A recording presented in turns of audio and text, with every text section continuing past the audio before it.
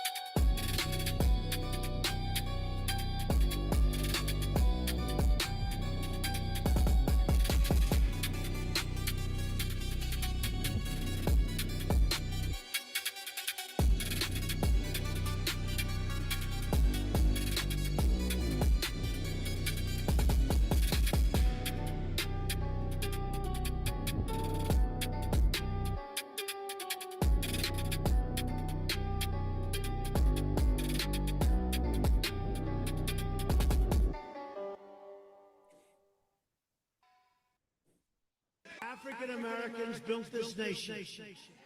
We built this nation. You know, you're just starting to get real credit for that. Okay, I don't know if you know that. You're just starting to get, you built the nation. But you were such a massive part of it. Bigger than you were given credit for. Does that make sense? That makes all the sense to me. Good morning, FBA ADOS Freedman family. We are of the same lineage. Our lineages go back to one tree in this country. You dig? All right. Ray says B1. Yes, sir.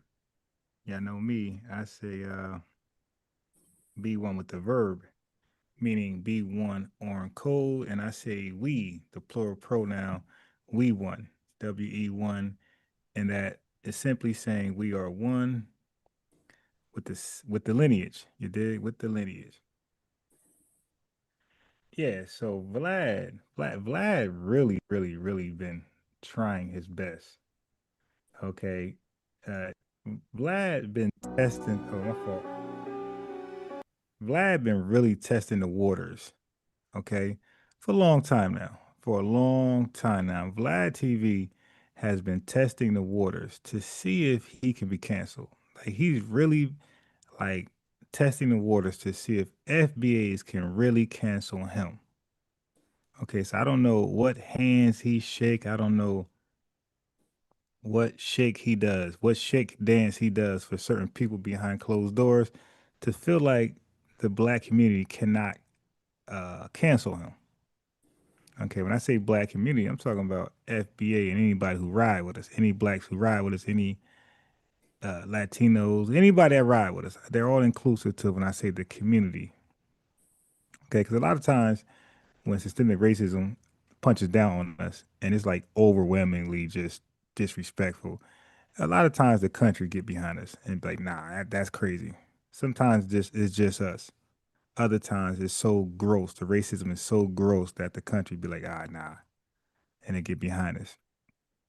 So Vlad really thinks he's cancel proof.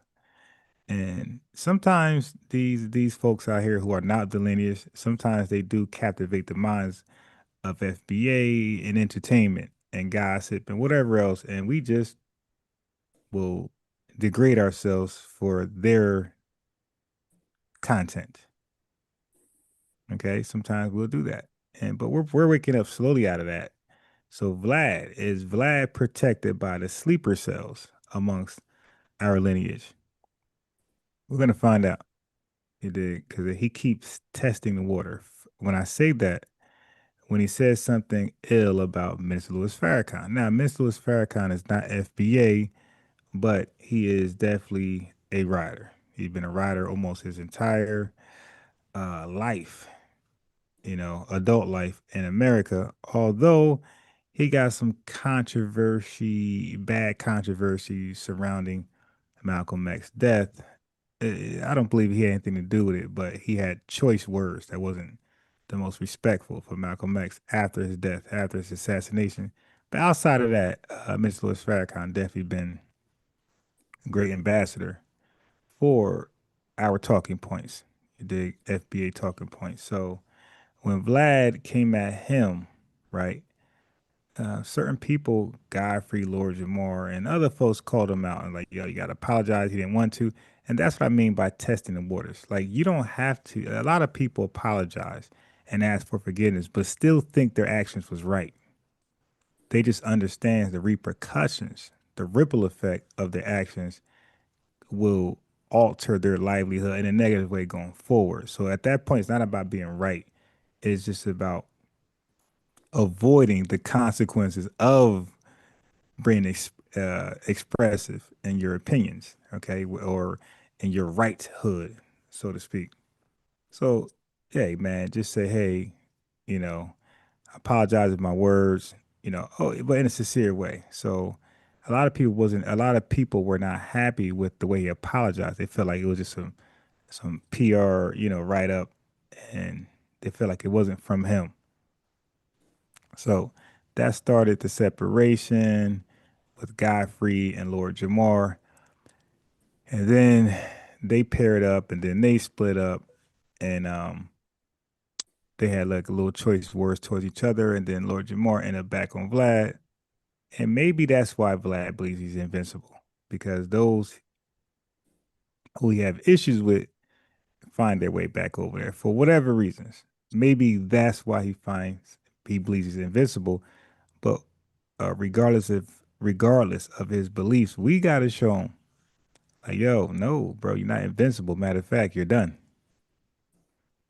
Even people we like that go over there, if we really feel a certain way about Vlad, don't support his show no matter who goes over there. I don't care if FBA News and Updates goes over there. Don't support it. And that's the only way to hit him. Well, not the only way, but that's a way to hit him where, he would acknowledge, oh, okay, this FBA is real. So I'm going to play the audio of what he said about FBAs being dumb for boycotting African salons. And his reason is going to trip you out because it's worse than the the people who are actually affected directly, the businesses from Africans who are directly affected. His reason for his outrage against the boycott is worse than the people who are directly affected. It's like ridiculous.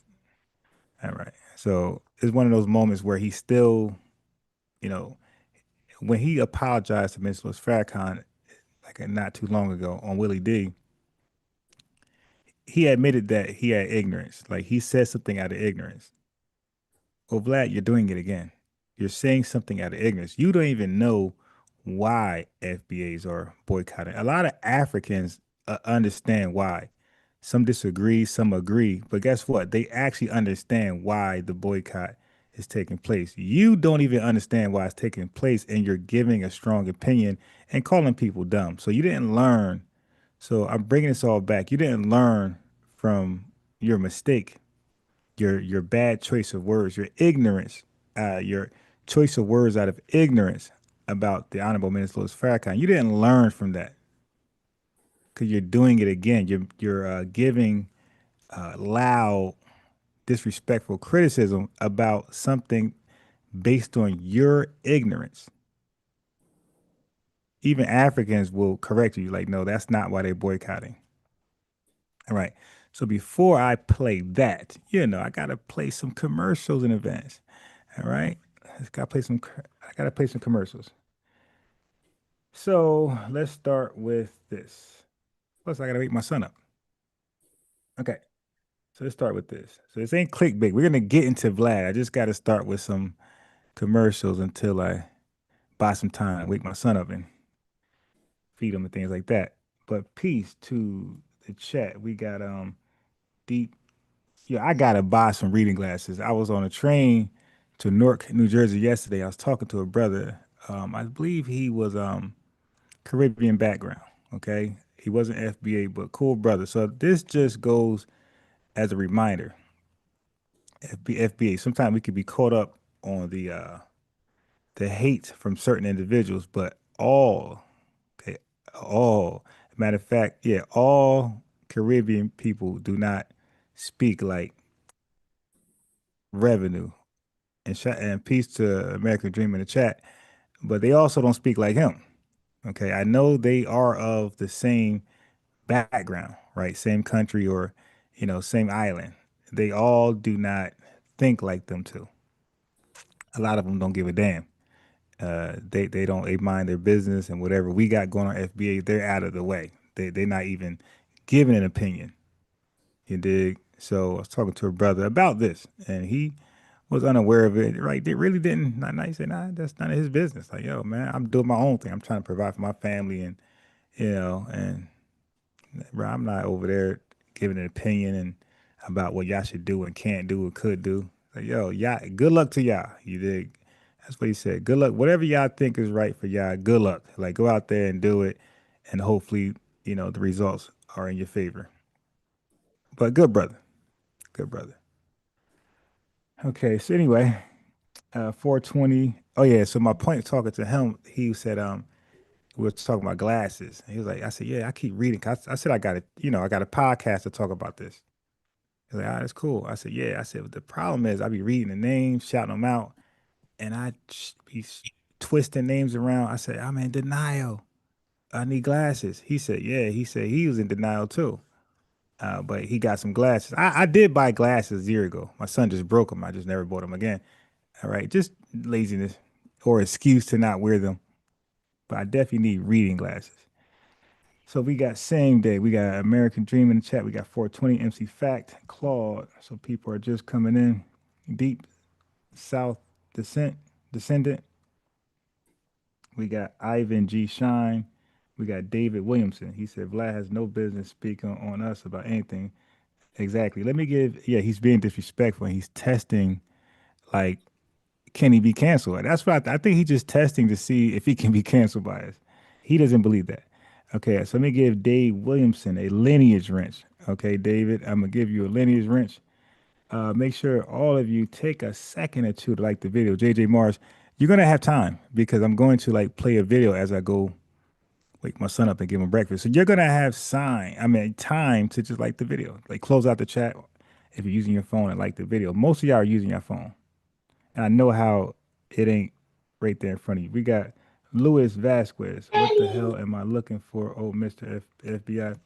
Luis, why that name sound familiar? Vasquez. So there was no, that was okay, a different type of Vasquez had hopped on another panel, but that's like a familiar last name that's hopping on panels. But Luis Vasquez, at any time you want to speak your mind or what you agree with or disagree with, just politely ask for the phone number and I will send it to you, or the computer or the Zoom link, either one, phone number or Zoom link. Just let me know and you can come on and express your ideas, but not you're not going to preach and you're not a co-host. So I may stop you in between and ask you a question based on what you said for clarity. So don't expect to just rant. All right. Okay, so he's up. He's up. He's up. Yeah, y'all can hear him. Okay. So let me go. You do that real fast. I'll be right back. He's up. All right. Be right back. The book Up from Slavery by Booker T. Washington. So when you all say that Garvey is Pan-Africanism, that's because you don't understand the history of Pan-Africanism. And again, back in the 1700s, they weren't calling it Pan-Africanism, right? So he's tracing it back to the ideas which ultimately will become Pan-Africanism. So shout out to Baba Emotep Fadiu. And then he talks about other people that we probably wouldn't even classify as Pan-Africanism. He brings up Mary McLeod Bethune. He said that sister was a Pan-Africanist. We would qualify her as a Pan-Africanist. And so, yeah, a lot of folks. I'm up here looking for the chapter right now. But I do, while I'm looking for the chapter, I would like for the panel to build on this idea, because let me say, Tariq also mentioned in his commentary about Umar, he said, yeah, you know, the school failed, just like Marcus Garvey and those Black Star Line ships, they failed, is all this. So he really literally equated the failure of Umar's school with the failure of the Black, or alleged failure of the Black Star Line. So could the panel speak to that? Is there any correlation there? I would like to say this. I don't know how the panel feel. I don't want to be the guy who does a little bit too much, but are we sure that Garvey was what was like? I know he had one of the largest organization, but but but as y'all understand Pan-Africanism, is Garvey like did he just co-opt it and flim flam bam bam boom? Is that what happened? I'm thinking he kind of did that. I mean, when you really take a good look at it, that's not really what it was about. Like, I don't know. It don't sit well with me. Maybe I'm just I could be tripping. It just Garvey and the way he did it, it was kind of like he was. I'm not gonna say it. You know what? I'm not gonna do that. Say it. Go ahead. Kind of like push this cult type of religious type of thing. Like it wasn't that. It just wasn't that. Like when I see Pan-Africanism, I don't see Garvey. Yeah, I see like African Americans, right? Like putting that thing together, like writing the thing and really digging. I don't see. I don't know. I would disagree.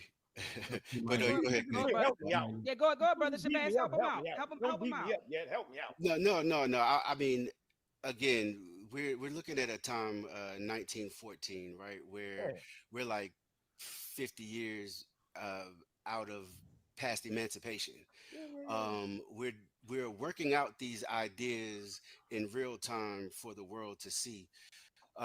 As Dr. Mayat mentioned, instances of Pan-Africanism in the 18th century. That's right. Where you can also go with Equiano, who founded the Sons of Africa in the 1780s. You can go with Prince Hall, who founded African Lodge in Boston in 1784. Richard Allen and Absalom Jones with the Free African Society, right? And so, but I think what we're, especially around that time, whenever you are looking at Du Bois, Booker T. Washington, Garvey, Hubert Harrison, we are working out these ideas in real time and how we are going to liberate ourselves from white hegemony. And so for somebody, Garvey, who was able to galvanize African people, right, and give them a sense of dignity from North America, South America, the Caribbean, to Europe, to Africa. It wasn't a thing, I guess, where it was just flim flam, right? He actually had what we would now know as the precursor to the FBI on his tails. He had issues obviously later with Hubert Harrison. He had issues with Du Bois, and he also had Say that the again. fighting Say against that the again. Garvey Must Go campaign, right? And so this is not. We have to put ourselves in the position of people and understand the context in which they were living 50, 60 years out of emancipation. Like even if we look at Alexander Crummell and Blyden, right? Like some of the fathers of Pan-Africanism, Teach. where they Teach. were still, if you look back at it, not they were still working these things out to the point where they even saw a free Africa as adopting a British colonial style of government, right? Because we're still working these things out in real time. We were enslaved people who were kept from reading books, who were kept from being people of ideas. As David Walker says, we must be people of inquiry, right? And so we are working these things out in real time. Garvey's was able to galvanize the people. He inspired people like Malcolm. He inspired people like Nkrumah. He inspired people that went on to do great things. Amen. So for that, like we have to always honor and respect Marcus Garvey, in my opinion. All right. Dr. Wright, do you want to weigh in? Yes. So there's theory and there's practice, right? So I'm gonna go back to that. You know, you have, because someone said, and forgive me, I couldn't see who said it. Someone said they didn't see Garvey as Pan-Africanist because Pan-Africanists typically were so-called African Americans or Black Americans, or it seems like it's sort of that kind of tradition, right? That was me, brother Unc. But That was me. that wasn't you? No, that was me. Yeah, I'm brother saying, up. yeah. Brother up. Yeah, don't put that on nobody else. I'm gonna take that. Okay. So no, but that's fine. That's okay because some people will argue that in terms of expressing Pan-Africanism, that sentiment has its roots here amongst the Black population in America. I call us Africans in America. Some people, everybody got a different name today, but I'm gonna say the African people who survived and defeated the institution of slavery here. Teach, So Dr. Wright. that's who I'm talking about. So let me say this: a lot of people attempt to express Pan-Africanism. Let's be clear: Trinidadians, the biggest Pan-Africanist theoreticians, come out of Trinidad. Henry Sylvester Williams, Teach. Eric Williams. Who else? The African Association is an organization that comes out of Trinidad. They're residing in London. So there are a number, and it escapes me right now. I should know this like the back of my hand. But anyway, there are several Pan-Africanists that come out of Kwame Ture as well. They are good, yes. Yeah, Kwame Ture, absolutely. Kwame Ture is later, but all the others, early Pan-Africanists, right, that are coming out, are theorizing about Pan-Africanism. Okay, they're theorizing, but if you look at Trinidad, in particular, none of that has ever been put in practice. When you look at someone like Eric Williams and did Capitalism and Slavery, when he becomes a politician in the country, he bans his own book. So the theory, yes, they had the theory, but they were not able to put it. Give me 1 second, family. Be a little patient. I'm just getting the breakfast together. I'm headed down. I'm about to go back to the studio right now. Give me like 3 minutes. Be back on top. And then, yes, others, right? East Indians and so on and so forth, right? And of course, slavery existed there. So you had the European context prior to that as well. But my point is just to say it is a theory, and there are people who have been putting it in practice some more than others, right? So the Trinidadian tradition or the Trinidadian scholars come out, and they are the probably master theoreticians on Pan-Africanism, but they are not the practitioners. Okay, Garvey Garvey, people could criticize him, but this is the thing. He took a model that already existed. So some of you have read the book. He took a model, the Tuskegee model that already existed, adopted it, and attempted to use that as his vehicle for Pan-Africanism. So in other words, he was seeking to unify African people through organization. And what we would do as the liberatory process is to have industry, own and operate industry. Some people don't know, but Washington's philosophy that Garvey is imitating is this idea and concept of independence through industry. Now, they all are in their own lane. Garvey, he wouldn't do what the others did, but he would also do something that no one did, which is that he masters one industry. He does not master several industries, and that was his downfall. He was trying to have his hands in multiple industries. Where does he get that idea from? He gets that idea from the Tuskegee model, 44 industries, okay, and exporting them to Africa. But he masters the most important industry for him. He masters what? The printing press, okay? And single-handedly with the printing press, he organizes the African world with what? A paper, the Negro world. Teach. In every dock and port where African people are in mass. So he never makes it to Africa, but the appearance is that he has a presence in Africa and everywhere African people are. So he's not the master theoretician, right? There will be those who come later on. He is a master organizer because he is able to organize in the Caribbean. He is able to come to the United States and organize with this one paper. Let's be clear. It's the paper that precedes him. So my point is simply that Pan-Africanism is about us coming together and insulating ourselves. Unity for the purpose of eradicating oppression and exploitation. It is an attempt to insulate ourselves from a hostile world and hostile societies that we live in.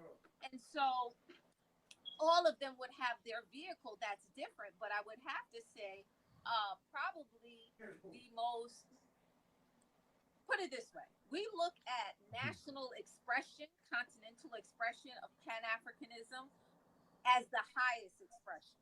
But we can always look at this from individual to organization, right? To nation, to continent, right? And part of the concept for Pan-Africanism is this idea of the primacy of Africa. It doesn't mean that we're all going to move to Africa, but it is a concept of the primacy of Africa, understanding that if we secure Africa, the security and the power that we have unified should, in theory, reverberate throughout the African world, right? That's the theory. Now, the practice, we're not there yet, right? I do think that Nkrumah was on point, that it can't just be Ghana. It has to be the whole continent, because why? We are all suffering from colonialism on the continent of Africa. So you're going to unify the African continent, it has to be all of us, right? Can't be just Ghana. So he had that right in theory, that there should be continental my fault. as the highest expression of Pan-Africanism. My fault. All right. I knew that was coming though. He was gonna eventually wake up. Hey. Oh. Yeah, my fault. I know eventually. Let me cut that off. Got some feedback.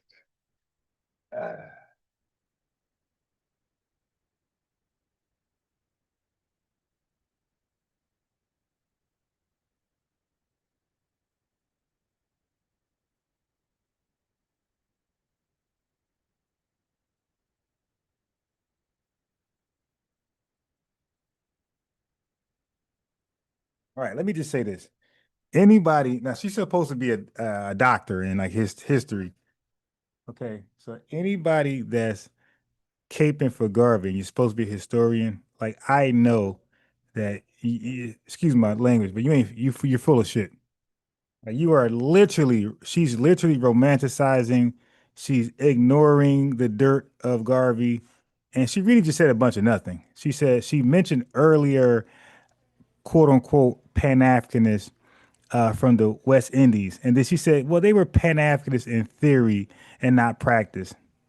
She said, so Garvey took the practice to America and did what? So are you telling me the theory of Pan-Africanists was to come to America and panhandle? You know, Marcus Garvey is the first Umar Johnson. That's all. He came here to panhandle for a crazy dream that nobody can pull off. Nobody. Except, you know, a huge organization like the ACS. Okay? I mean, but it was goofy because at the time, nobody was trying to leave America. We were just trying to get citizenship, rights, respect in this country that our ancestors built and fought for. Nobody was fleeing the country. So Garvey took that fleeing spirit when he fled from Jamaica, came over here and wanted to press that on us. Okay, and then he failed. He failed harsh. He fell very harshly. Like you said, there was a campaign. Marcus Garvey must go. They was right about that. That's a good thing, not a bad thing. All right. So yeah, but Unc West again, like you see how he was like reluctant to say Garvey was a scammer. He had choice words that was favorable for a scammer like Garvey, but if because he's a Pan Africanist, Unc West. But if that was Tariq Nasheed or somebody else that's FBA, Dr. Claude Anderson or even, oh my God, he'd have went hard. Like they don't reserve their choice words when it comes to us. And I prove that all the time. I'm going to prove it further today. Look at Vlad. FBAs are dumb. You see, when it comes to us, there are no choice words. There's no publicist saying, no, don't say that. It's just go like it's all war against us because they feel like we're an unprotected class, right? Unprotected ethnic group. Everybody feels that way who's non FBA when they come to this country. They either feel that way or they come to realize that at some point. Okay. So that's why people can openly discriminate in the housing market, knowing, you know, that's a federal crime. Okay, here, go sit down. But people still in the housing market, whether it's white, Indian, Hispanic, all of them have expressed discrimination towards foundational Black Americans when it comes to housing. Okay, because they realize that they have realized personally that we're an unprotected group, you know. So everybody just abused. They just get on team abuse and then play victim when we finally lash out. All right. So let's get to Vlad's choice of words and then we'll work backwards. All right. But the chat, peace to you guys. Oh, and guess what? I got some good news.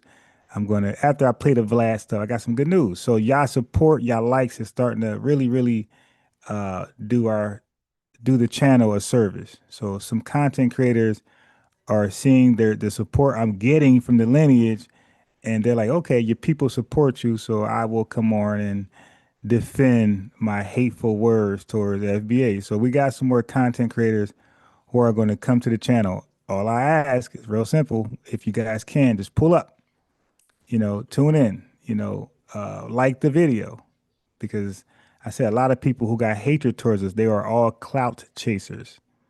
Okay, we got like 15 live viewers and let's say 300 total views. They're not gonna feel compelled to come talk to me, to come explain why they have hate towards us, to explain why they can't understand what delineation means. It's not an offensive gesture. It's actually defensive. All right, so let me just go to this. So without further ado, let's hear what Vlad said out of him, out his own mouth. All right. 1 second.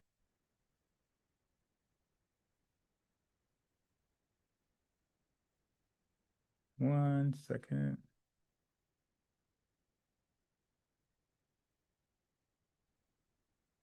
And we'll talk about it, then we'll move on to some other news and updates.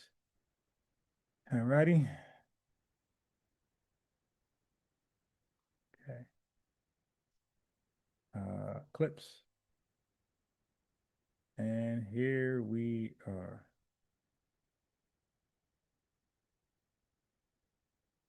He was interviewing Oskino Sparks, a former member of the whole state property movement with Rockefeller / Def Jam. Thing right now where they're telling foundational Black Americans, you know, people that were born in America, to boycott African shops on August 1st. This is a thing. For what though? Because they're saying African stores are not Black owned. You know, they're, you know. Is that the reason why some of us are, well, I don't get my hair braided at an African salon, but is that the reason why our sisters are boycotting African salons? Is it because the African salon is not Black owned? So now I don't know what I don't know Oskino background is, right? But his response to that, to me, it comes off as non-FBA. I could be dead wrong, but that's my first thought. His response to Vlad just saying something, he's white and he say so. His response, like, wow, why? You know, that doesn't make sense. He just automatically go with Vlad's words. To me, that just come off as non-FBA, but some FBAs can behave like that too. All right. So he's questionable, right? He's a suspected non-FBA person right now. Oskino Sparks. So one more time, he said that our sisters, FBA women, are boycotting African salons simply because they're not African owned. Fool is in the name. African salon. That's a non-FBA business.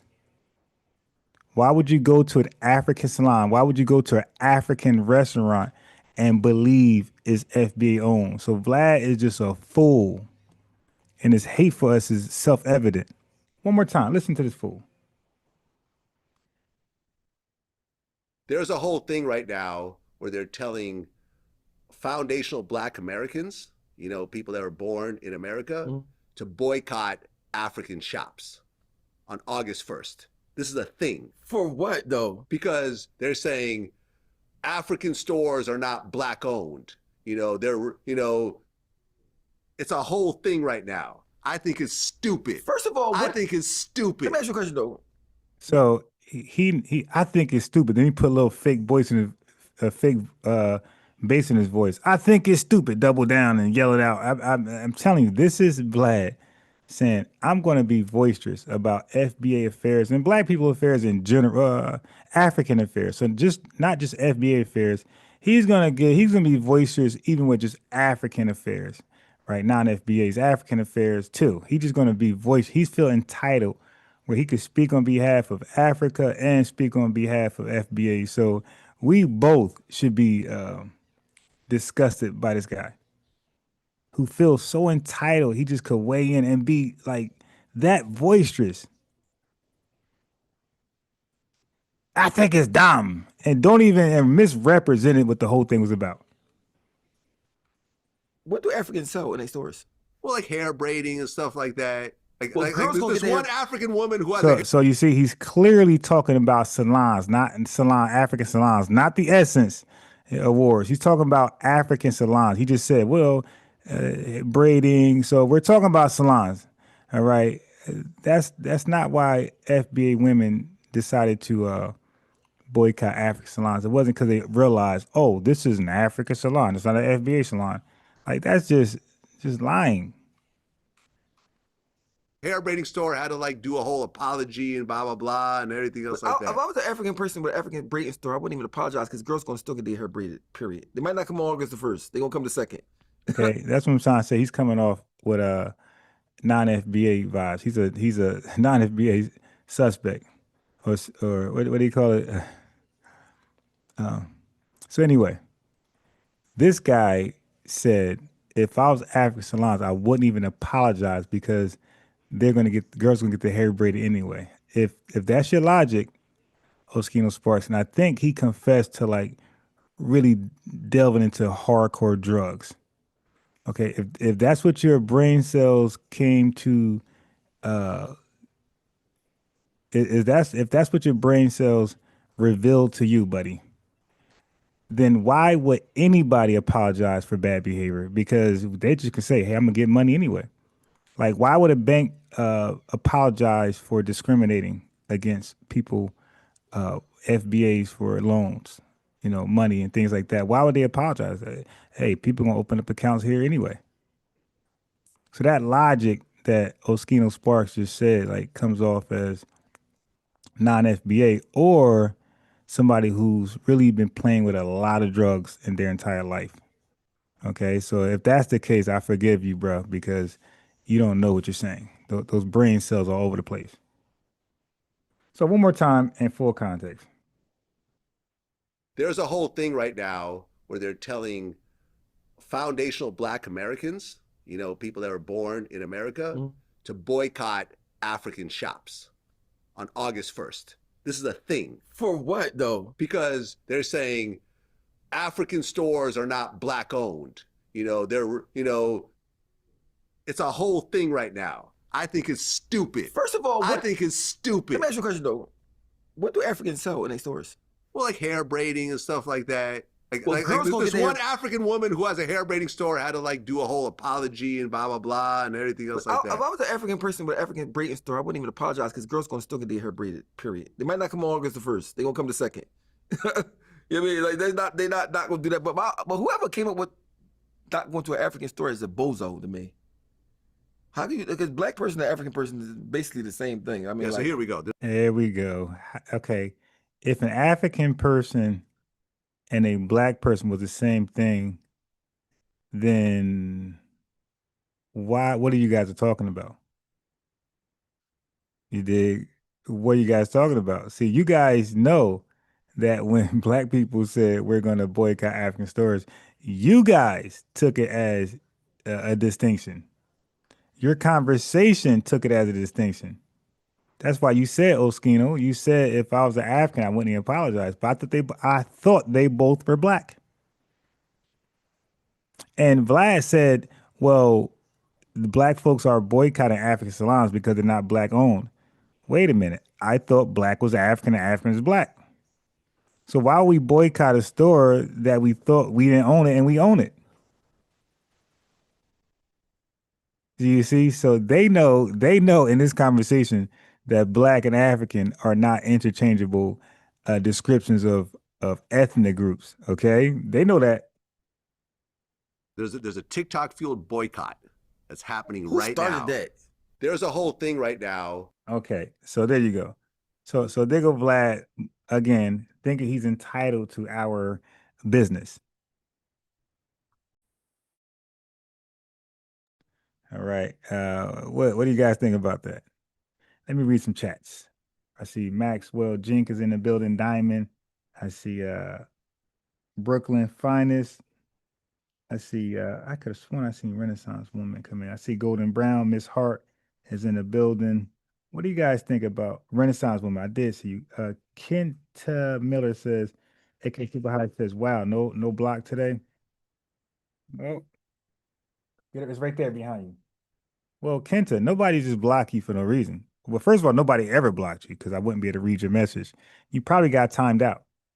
And you probably got timed out by saying things like Vlad Oskino Sparks. Yeah, Kenta, that's a real thing. You can't, why, hold on, wait.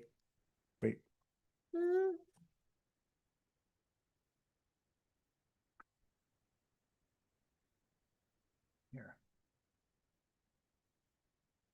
You could read, okay. So Kenta Miller, why do you guys act like you're retarded when it comes to FBA spaces? Well, first of all, I'm blocked on Professor Grift with a T. I'm blocked just for challenging him in the most respectful way possible. He's saying crazy. All of his videos are about FBAs, and you mention us and you don't want us to defend ourselves. So I'm in there respectfully defending, not debating, because I know how people do. They're going to block you, time you out, sometimes unjustifiably so. So I'm just like, yo, Professor Grift, why do you have so much strong criticism for how FBAs conduct themselves. But when you see Africans and people of Africans of the diaspora behave the same way, show the same aggression, the same passion on social media, you give them excuses or you just totally ignore it all and just focus on the behavior of FBAs. That's all I said. Yes. Now I didn't know I was blocked, he did until the other day. Nobody was responding to my comments. So I eventually was logged on another account and I see that I was blocked. Like, wow. All right, so let me do another commercial because he gotta go to the bathroom. So family, just bear with me. I'm with you. You know, when you have a young son, they're gonna be hungry, use the bathroom, things like that. So hold on. I'm gonna leave it there. No. I think I've said enough, but Did she say Garvey never went to Africa? no, he never did.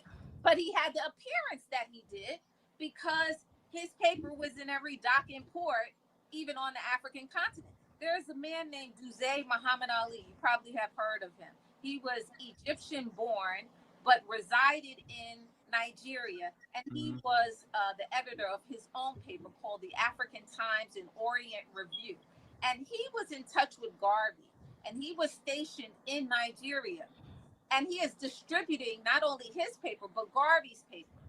And he's also communicating with Booker T. Washington. So we had these dialectical relationships that allowed us to talk about our condition everywhere we are. So if you just think about that dynamic, Duzay Muhammad Ali communicating from Nigeria to Garvey at one time still in Jamaica, and Garvey communicating with Booker T. Washington, who was also communicating with Duzay Muhammad Ali, all about our condition. That is Pan-Africanist in nature because of the fact that our only topic, like our topic today, is the topic of our liberation. How do we protect and insulate ourselves from this hostile world where white supremacy and culture is dominating? So that's what it's about. Like people don't understand that about Pan-Africanism.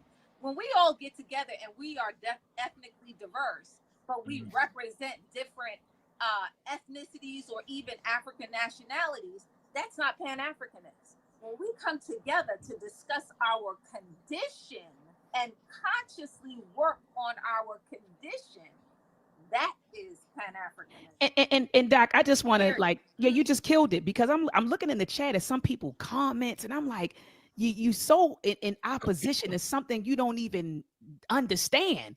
Right. Oh, it means going back to Africa. It means reading a bunch of books. I'm sitting over here. I'm looking at the comment section, like, man. Well, I'm glad I can see the comments. Yeah, some folks, man, you gotta pick up a book, man. Please, because you're sounding like, ignoramus, like you're sounding a little asinine in the chat. You all saying some stuff, man. Don't even understand that it's an ideology. You don't understand the tenets. And then you say it never produced anything. Panelists, can you talk about what has Pan-Africanism produced? Dr. Asar, I know you went live earlier on your platform to talk about, Africans and their thought and if Pan-Africanism ever produced anything. Could you address that? So we can lay that to rest, that it never produced anything. I think that and some of this historical family on here could probably be more detailed than me. I try to take things from a psychological warfare position. So the fact that we can say something so idiotic is evident that All right. So for those who just came, let me play this over for you. For Vlad words, one more time. Where they're telling foundational Black Americans, people that were born in America, to boycott African shops on August 1st. This is a thing. For what, though? Because they're saying African stores are not Black owned. It's a whole thing right now. I think it's stupid. First of all, I think it's stupid. Let me ask you a question, though. What do Africans say? I think it's stupid. And then the second time was for us. The first time it was for his audience and Oskino Sparks. But when he said it the second time, he was really saying, I think it's stupid, and like looking in the camera at us. Like FBA's the lineage. This coward. So in their stores. Well, like hair braiding and stuff like that. Well, Like girls gonna this get one their- African woman who has a hair braiding store had to like do a whole apology and blah blah blah and everything else like that. If I was an African person with an African braiding store, I wouldn't even apologize because girls gonna still get their hair braided. Period. Okay, so now they're clearly using African and Black, or FBAs, are two distinctive ethnic groups. And then later they're going to act like they're the same group. So how are you boycotting yourself? Okay, if we're the same ethnic group, then how are we boycotting ourselves? So they clearly see it as two different ethnic groups, two different distinct ethnic groups. Now watch the end. Watch how they conclude with this fool right here. They might not come on August the 1st. They're gonna come the 2nd. You know what I mean? Like they're not gonna do that. But whoever came up with not going to an African store is a bozo to me. How can you, because Black person and African person is basically the same thing. I mean, Yeah, so here we go. Okay, so you just cooked yourself. So everything you said was retarded. If they're the same thing, how can you boycott yourself? But the whole conversation, they understood that these two different ethnic groups were distinctly different. They understood that. And then at the end, but they're the same. No, you messed up, buddy. You acknowledged them to be different. Okay. All right. Now I could have sworn this is Oskino Sparks, former member of State Property, Damon Dad's group under Rockefeller Records or whatever it's called, Rockefeller Entertainment. But I could have sworn Oskino Sparks admitted that he was a former drug addict. Let me see if that's okay. Oskino. I could have sworn.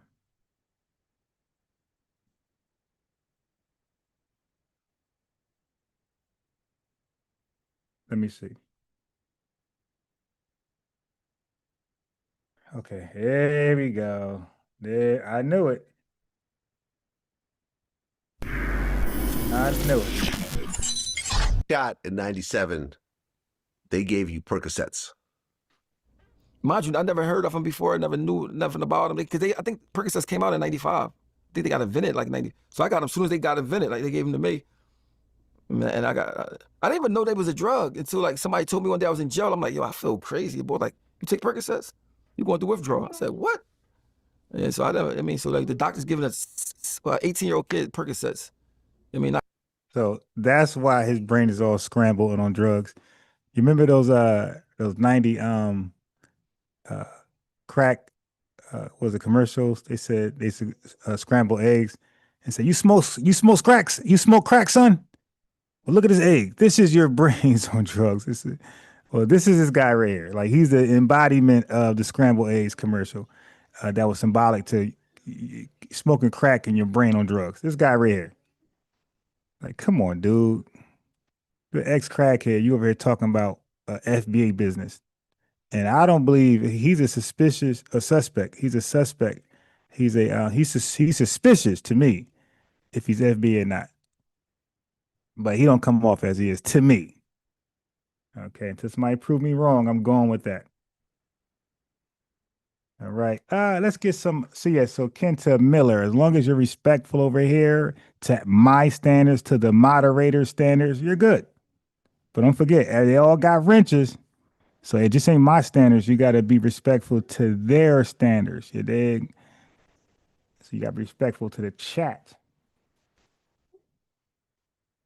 Let's just read some comments. So Urban Commutes in the building. Jaquan 007's in the building. We FBAs are anti-immigration. Trump, Vance, 2028 and beyond. Jaquan says, yeah, I just wanted to point out he failed. Who else in the building? Borrowed Time, I see you there. He said, let's see. He's the child sex offender and Vlad is the cuck who left a black. Yeah.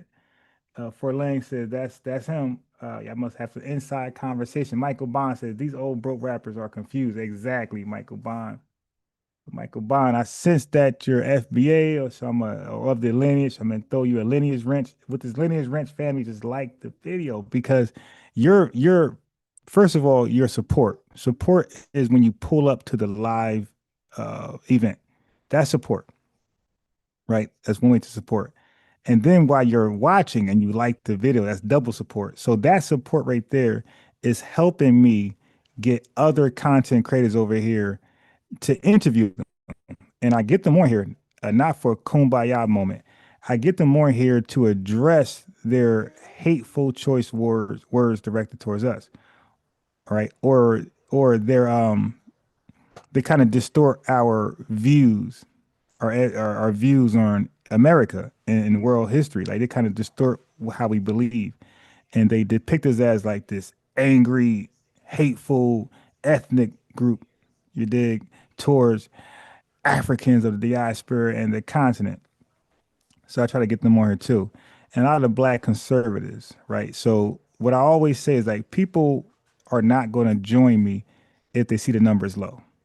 Okay, they see a video with 200 total views, live viewership was 10, and you got about 7 likes. But they're not coming over because they want to know, how do we gain? Like most likely you're going to cook us on our crazy views versus on FBA. So what do we gain from this? So they would, at least at the very least, they want some exposure.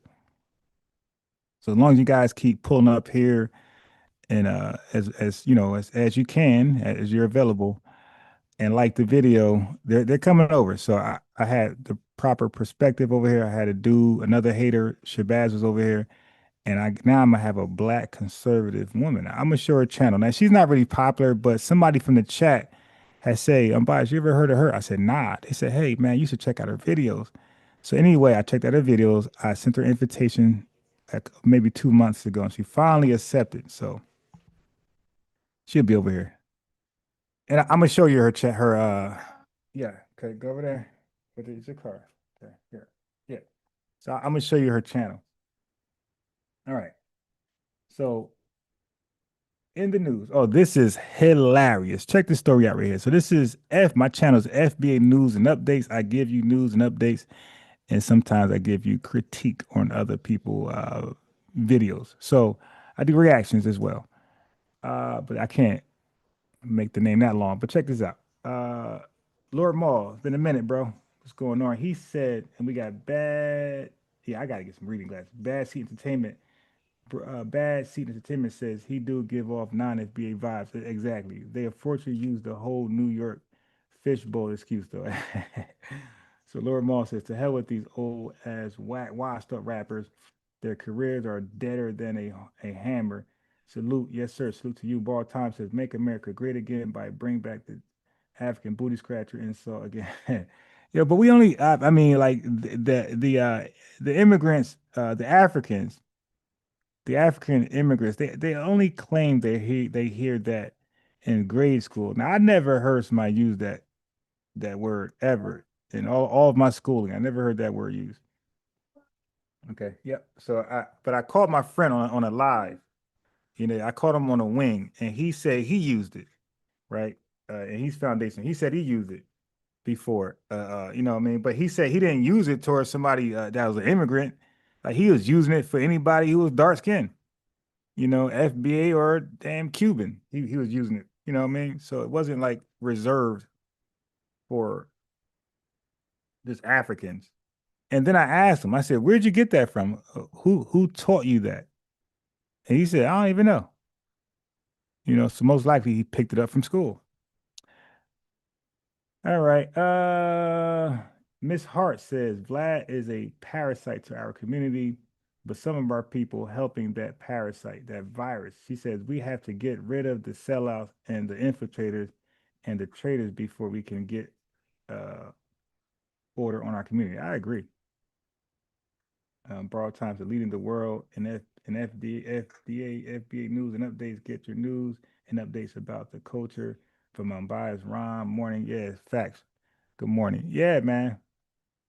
Mike Maxwell Jenkins said you get more engagement than most of these people you're trying to attract up here. Yeah, you know what? I looked at their subscriptions. Like they have more subscribers, but my videos and views do way better than theirs. Of course, from y'all support. You know, yeah, consistent support. So it ain't me, it's you guys. Like you guys determine where this channel goes. If it continues to go up, or it's flat lines, or it levels out, or it drops. That's you guys. I have no control of that. So thank you for that, for keeping this channel going upwards, upward trend, uptrend, which is good. And shooting stocks, you know, uptrend, and with like a fraction of subscribers of theirs. They got 15,000 subscribers. I got 1,800, and because you guys, my number is like 4 times better than theirs. That's great. Thank you guys. And then like while you pull up deep, other folks see, hey man, they 100 deep, they 130 deep, they're 200 deep. What they talking about? And they know it's FBA, so they come over here, and it creates a snowball effect. Okay, so now this story right here is hilarious. Check this out. In California is now facing federal charges after she allegedly tried to fake her own kidnapping and blame it on ICE. The DOJ says Yuriana Calderon lied about being taken to the border at gunpoint by federal agents and that she staged these fake photos, trying to make it look like she was in federal custody. Wow. Wow. Wow. And I'm sitting here arguing with FBA relatives. Oh, ICE is locking up legals as well, legal Latinos as well. I'm like, they ain't locking up no goddamn legal Latinos as well. And they would send me something like this. Look, she was legal and ICE locked her up and detained her. And look, and this went viral. This went viral. This was their proof that ICE is locking up legals. But the DOJ says that the whole thing was an elaborate hoax to solicit donations. Officials pointed out that she would have had to remove her necklace in an official booking photo. And so family, y'all know I show the police dash cam videos sometimes. You did. Matter of fact, on my channel, because I was trying to say, you know what can I do on Unbiased Ron? Because I don't want to do the same content or re-upload content from here. I want to do something different on Unbiased Ron. And you guys know I love to do the police. Okay, no, go over there. You see in a second. Go get it. So you guys know I love to do the police dash cam reactions, right? And also and also I'd like to do trial reactions, you know, mainly like the fun stuff, like cross examinations. I like to do interrogations, you know, like first 48, not that one in general, but they have footage, you know, circulating online where they have interrogations, you know, and it'd be kind of funny because they self-snitch and snitch on people. It'd be kind of entertaining. So I think I'm gonna do Unbiased Ron. It's just gonna be reactions to police dash cam type of stuff, like some fun stuff. So everything ain't all serious and debatable and, you know, more chill out. Who knows what time I'll do that, or when I have time to do that. But I'm thinking about doing that over there, you know, for those who are into that, because those be educational moments. Because I do some research in law, constitutional rights and things like that. And I can, you know, give my experience from other videos that was like commentary from lawyers and, you know, counsel, attorneys. And I think that's necessary because I think that there's some learning in that, like what to do and what not to do on a police stop. So especially if you believe you're behind enemy lines, it's like, why are you behaving like you have the upper hand? Like even prisoners, even war soldiers, when they're outnumbered and they got guns in their hand with bullets, when they're outnumbered, they drop the gun and raise their hand. So even soldiers that are violent with weapons of destruction know when to like say it's over. I'm going to fully comply with your demands, your commands. So that's some of my advice when I show these police body cam interactions. Like, all right, come on, man. And then also when they're in the interrogation room, I let you guys know like what you should say and what you should not say. All right. So anyway, this woman, I see all I have to say when I do the police body cam videos. When somebody's under arrest and they have jewelry, the police officers take your jewelry off while you're in the car or before you get in the car. Okay? They take your earrings off while you're sitting in the car or outside the car, but you are not going to the police station with jewelry on in that police car. Okay? And they're going to search you. Okay? And unbeknownst to women, You're not getting in that police car unsearched just because there are no women officers around. That's not happening. They're not gonna risk their lives that you got a Glock 45 or some small pistol on your body, on yourself, and all because we can't search you. No, that's not how that works. You will be patted down. Now they call it a light pat, where they'll use the back of their hand so that it won't be like the fingertips where they ain't grabbing your butt, but they will use their back of their hand to pat you down. You're not getting no car unpatted down. So if you believe that, you're falsely mistaken. So when she had that chain on her neck, that was a clue to all law enforcement in the world. Like, yo, it ain't no way in hell she in custody with a damn chain on. But as an illegal, or whatever the hell she is, doing illegal crimes, she might be legal, but doing illegal crimes, you didn't even know you supposed to take the necklace off. But she had a different problem too. She had shoelaces. Pointed out that she would have had to remove her necklace in an official booking photo. And surveillance footage shows Calderon walking by herself to a nearby van after she was, quote, kidnapped by ICE. Now the prosecutor handling the case thinks Calderon was motivated by more than just money. Watch. There was apparent financial motive, and I think there was another motive here. They want to discredit, dehumanize our federal agents. This is part of the narrative to encourage people to stand up to our agents and to assault them. And we've seen dangerous anti-ICE rhetoric lead to actual violence. Last week, protesters hurled large rocks at officials during a raid in Now, family, you know that if that was foundation, because that is a weapon. You can die with a brick inside your head. Family, you know if that were foundational Black Americans, those same police officers would have came out busting their gun. And they would have all been justified. Because all they got to do is come out the car. If you hurl that brick to to a police officer outside the car, so they're in the car, so they ain't going to just, like, they're protected by the car, the windows and, the car itself, the shell. So, it's no, like, death threat like that, right? But all a police officer got to do is come out the car. And you act like you're going to hurl a brick, they got the right to take you out right there. So if that was us throwing bricks, they would have came out the car to see who's going to be the first one to act like they're going to throw one so they could take you out. They let these guys live. California. And multiple agents were hospitalized in just the past few weeks. And they were actually hurt. And nobody got shot. We get shot for less. We get shot unarmed. These guys are armed with bricks.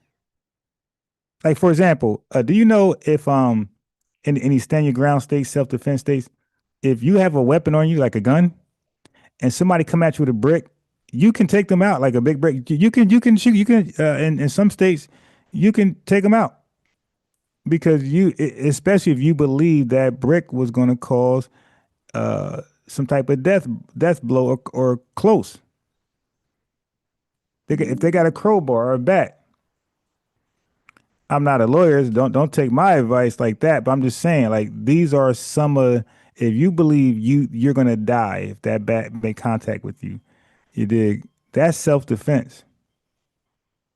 And that's what my reaction video is going to do with the interrogation cameras, footage and the body cam. I'm going to do that on Bias Ron. I'm going to put my link in the chat before I end this live. I think I'm going to do that because I got so many. I watch that all the time. When I'm not researching this type of stuff, I'm watching my body cam videos, and I'd be like, it'd be entertaining as hell. The women going to Walmart stealing, that'd be hilarious, getting caught. But look at this. These guys are hurt and abused. All right, so we have a super chat from Salik Bey. He being a super chat heavy, I ain't gonna lie. Family, I gotta use this analogy again. Not everybody's going to be able to send a super chat, right? Even for $2, even for $1.99. But like church, like everybody can't put money in a plate. But out of respect for those who can in church, you tap the plate when it comes your way. So when somebody sends a super chat, family, let's have a tradition on this channel where we just show them love. Like that's like equivalent of tapping the plate, especially if you don't, what I mean? You are not sending one for whatever reason.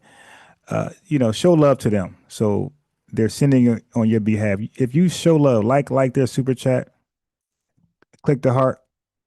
You dig? That's them also sending on your behalf on your behalf. Okay, so we have keep stepping, Ron. They don't stand a chance. Thank you, brother. So let me go ahead and like he should have like 50, 80 likes on this one. And hella heart things on that super chat. And that's not a light one. Like he could have easily Salik Bay, he could have easily sent 199. He sent 1999. So family, please respect folks who like to support financially, because we are not, a lot of us, man, our household median is $25,000. White American household medians are 188,000. So when we send a financial donation, like we should really, really respect that. And that's why a lot of us don't take light of folks scamming Foundation Black Americans, understanding that on average, per capita, $25,000 per household median. Okay.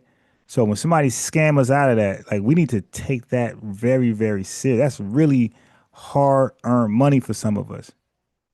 Some folks are coming out their bills to send a super chat donation to a school, to a steam ship line that's never going to happen.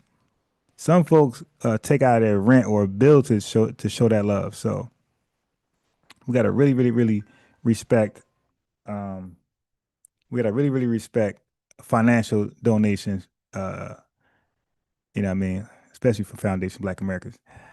Yeah, so that was ridiculous. Wanted to paint ICE as a monster so bad she faked her own kidnapping. And like they said, they believe that she was bribed by some type of maybe some organization that wanted to make ICE look horrible. Okay. So what is this about? Barbecue chain up in northern. Hold on. Because according to Jasmine Crockett, Arizona. According to Jasmine Crockett, immigrants, illegal immigrants and some legal immigrants, they only are employed on farms picking cotton. That's according to Jasmine Crockett, but the news say otherwise. The facts say otherwise. Tonight, we're learning more about why the owners of a popular barbecue chain up in northern Arizona have found themselves in federal custody. The husband and wife owners of Colt Grill are accused of hiring illegal migrant workers for profit. 12 News journalist Sean Rice is in studio tonight. And Sean, we're told that this was a 3-year investigation that's just now coming to a head. Yeah, we saw the arrest of those owners yesterday. We didn't know much about the investigation. We know a lot more now. Homeland Security investigations say they've been looking into criminal activity inside the doors of 5 Colt Grill locations since 2022. The owners, Robert and Brenda Clouston, are accused of creating a scheme to employ migrant workers at their restaurants, pay them no overtime, and less than minimum wage. And so you see that? So when we are against illegal immigration, especially in the workforce, we're not just complaining that that's an American job that we could have had. We also are against human trafficking, because like they just said, they're not even getting paid overtime. We don't support that. Okay, we don't support, even though some of these migrants might not mind the abuse because it's something similar in their country, possibly. We as Americans, we really are against inhumane practices. More than a lot of people, more than a lot of countries. So we're not just, hey, man, you're lowering the wage, the labor wage here, the minimum wage here. Now, by you taking that low wage, you're kind of put in this position to take a low wage just to be employed. You know, that's what the Philip Randolph and a lot of Italians were fighting against, the labor wages, right? So why would we fight for a minimum wage and then be okay with people coming over accepting wages under minimum wage? You dig? Like, that just didn't make any sense. Like, you're undermining the fight. The fight was in America, you can't get paid less than this. Anything less than that is inhumane. It's un-American. You dig? Now we're going towards, you know, the peonage system and indentured servitude. So we're like, nah, that's over. All that exploitation, employment exploitation. That's over. That's what we fought for in the 1940s to end. Child labor acts, right? You can't get 15-year-olds to be employed, 13-year-olds. Like, we fought against that. So why would we allow that to happen? So these folks at this barbecue company are working overtime and not getting paid, and they're getting paid under minimum wage. So the hell with, forget about that could be our job, or that's undermining the labor wage, whole fight. Dude, that's human trafficking. We're against that. You're exploiting people. That's slavery. That's indentured servitude all over again. How about we're just against that? And even though the migrants don't mind, whatever, we do. We understand that's wrong, and that set this country backwards. And then we're going backwards. Right? That's smelling too much like Jim Crow. That's smelling too much like the peonage system, convict leasing, sharecropping, domestic workers. That's smelling too much like that for us, for Foundation Black Americans. We're like, ho, hell no. We don't want to smell that on our watch. Former federal prosecutor tells me he believes their attempts to conceal the financial crimes could have them in a lot more trouble. When they dropped in yesterday at 11 o'clock, I have no doubt that Colt Enterprises were caught with their pants down, so to speak. Former federal prosecutor Josh Colesrud knows what goes into prosecuting a case just like the one against the owners of Colt Grill. Tuesday morning, federal agents swarmed their 5 locations, 4 here in Arizona and 1 in Foley, Alabama. The owners of this business, according to the indictment, recruited aliens, that is, Mexican citizens, to come across the border for a financial purpose. The 10-page indictment says the Cloustons intentionally sought to bypass a federal employment system called E-Verify. That's a system that business owners are required to use to check if prospective employees have eligibility to work legally.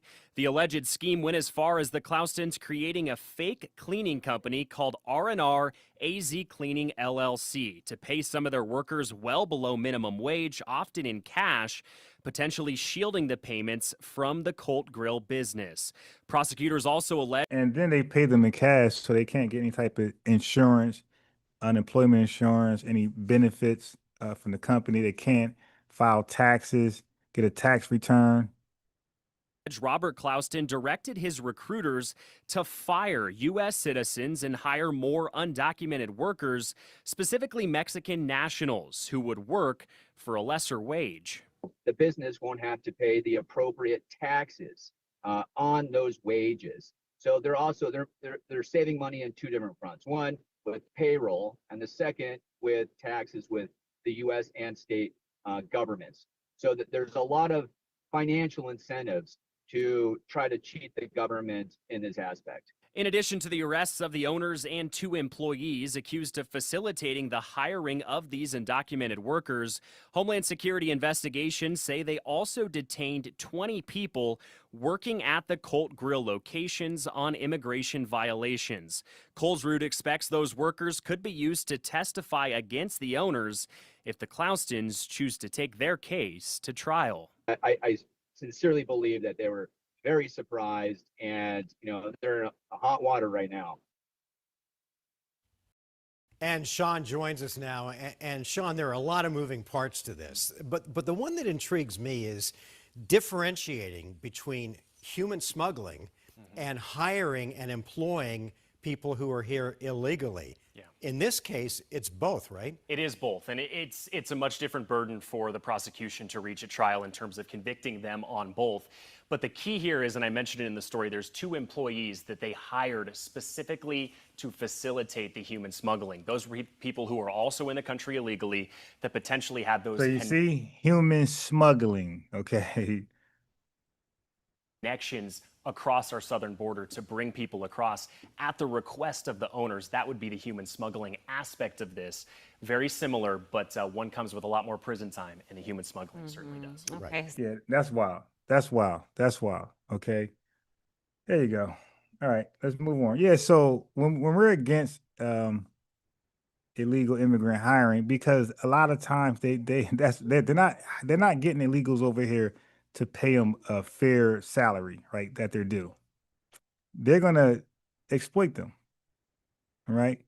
I mean, it's just modern indentured servitude, bro. And you know, we're not trying to let that happen because we know if that happens, then you know that's one more stage closer to Jim Crow and hiring out. So no, yeah, we're against that. That's obvious. We're just like the Jewish people are not going to tolerate anything that smells remotely close to a Holocaust or Nuremberg laws, you dig, or Nuremberg system. Anything remotely close to that, they're going to call it out and complain and make a big deal. And we're doing the same thing. And you're not going to make us feel bad. That ain't working.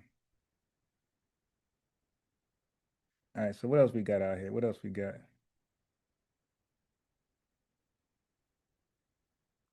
All right, you know what? Is far from over. For sure, yes. All right, Sean, thanks.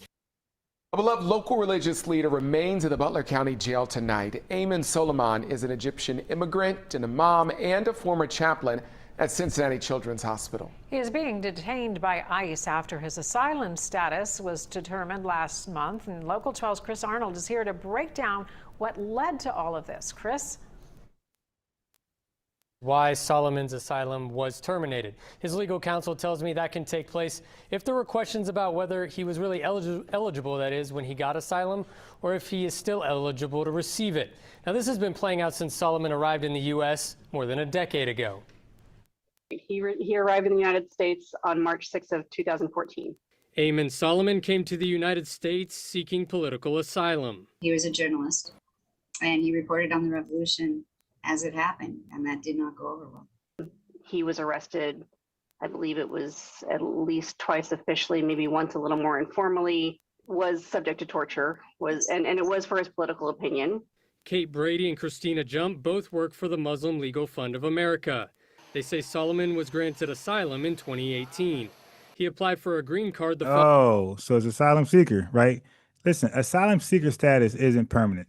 There's an expiration date on that, right? And then you try to reapply. Yeah, at some point your country going to get it right, where that turmoil is not going to be as hardcore as it once was. All right, yeah, it's going to die down, and then our country is going to deny it or not renew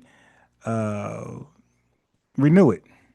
And you know, that's it. Now you're at deportation status. But they know that coming in. Anybody who's seeking asylum seeking status or refugee status, they know that that's a temporal thing. They're explaining that in their language. That's not forever. That's just for right now, 2, 3, 4, even 1 year, 8 months, 2 months. That's temporary. It doesn't have to be renewed. Following year, and that request is still pending. Jump has been Solomon's lead counsel in civil proceedings since 2021, beginning with Solomon seeking a job as a prison chaplain in Oregon. That's where the FBI fight first came up. Oh, he's not working at a cotton field, Jasmine Crockett. Oh, they come over here and do the jobs that FBAs and Americans won't do. You know, we're done picking cotton. Are you going to pick cotton again? You're not. You're not picking cotton. They will. This don't look like a damn cotton job right here. That look like something I would do for the right pay. What about the African immigrant that was illegal? His status wasn't renewed, it was rejected, and he decided to become a damn police officer. Jasmine Crockett, becoming a police officer ain't nowhere near close to picking cotton. I think a regular average American, you dig, would love to be a police officer. I think a lot of people go out there and get turned away. They say they failed the test or don't even get called to test. Okay?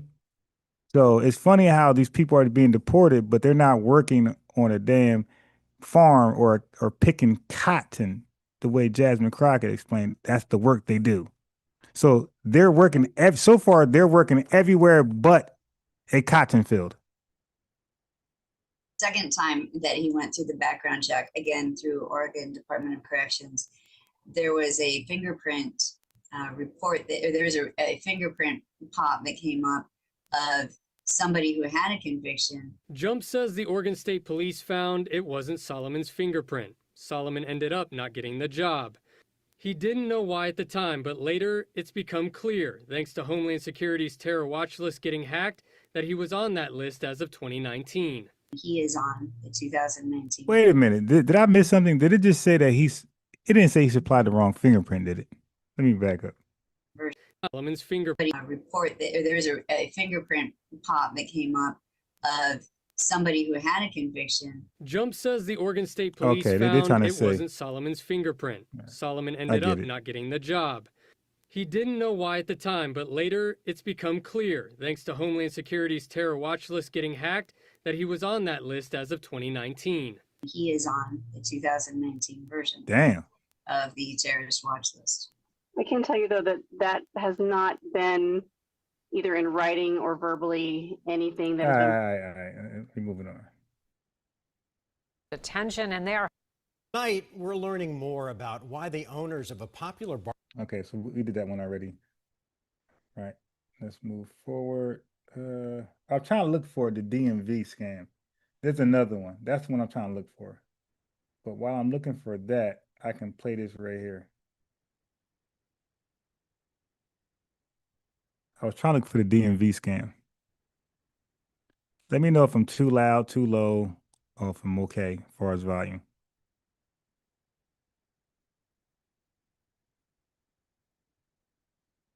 Where is that damn?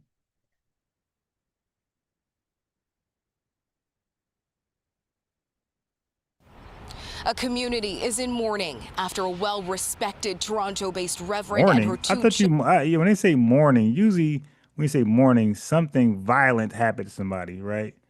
A beat down or a robbery or a death.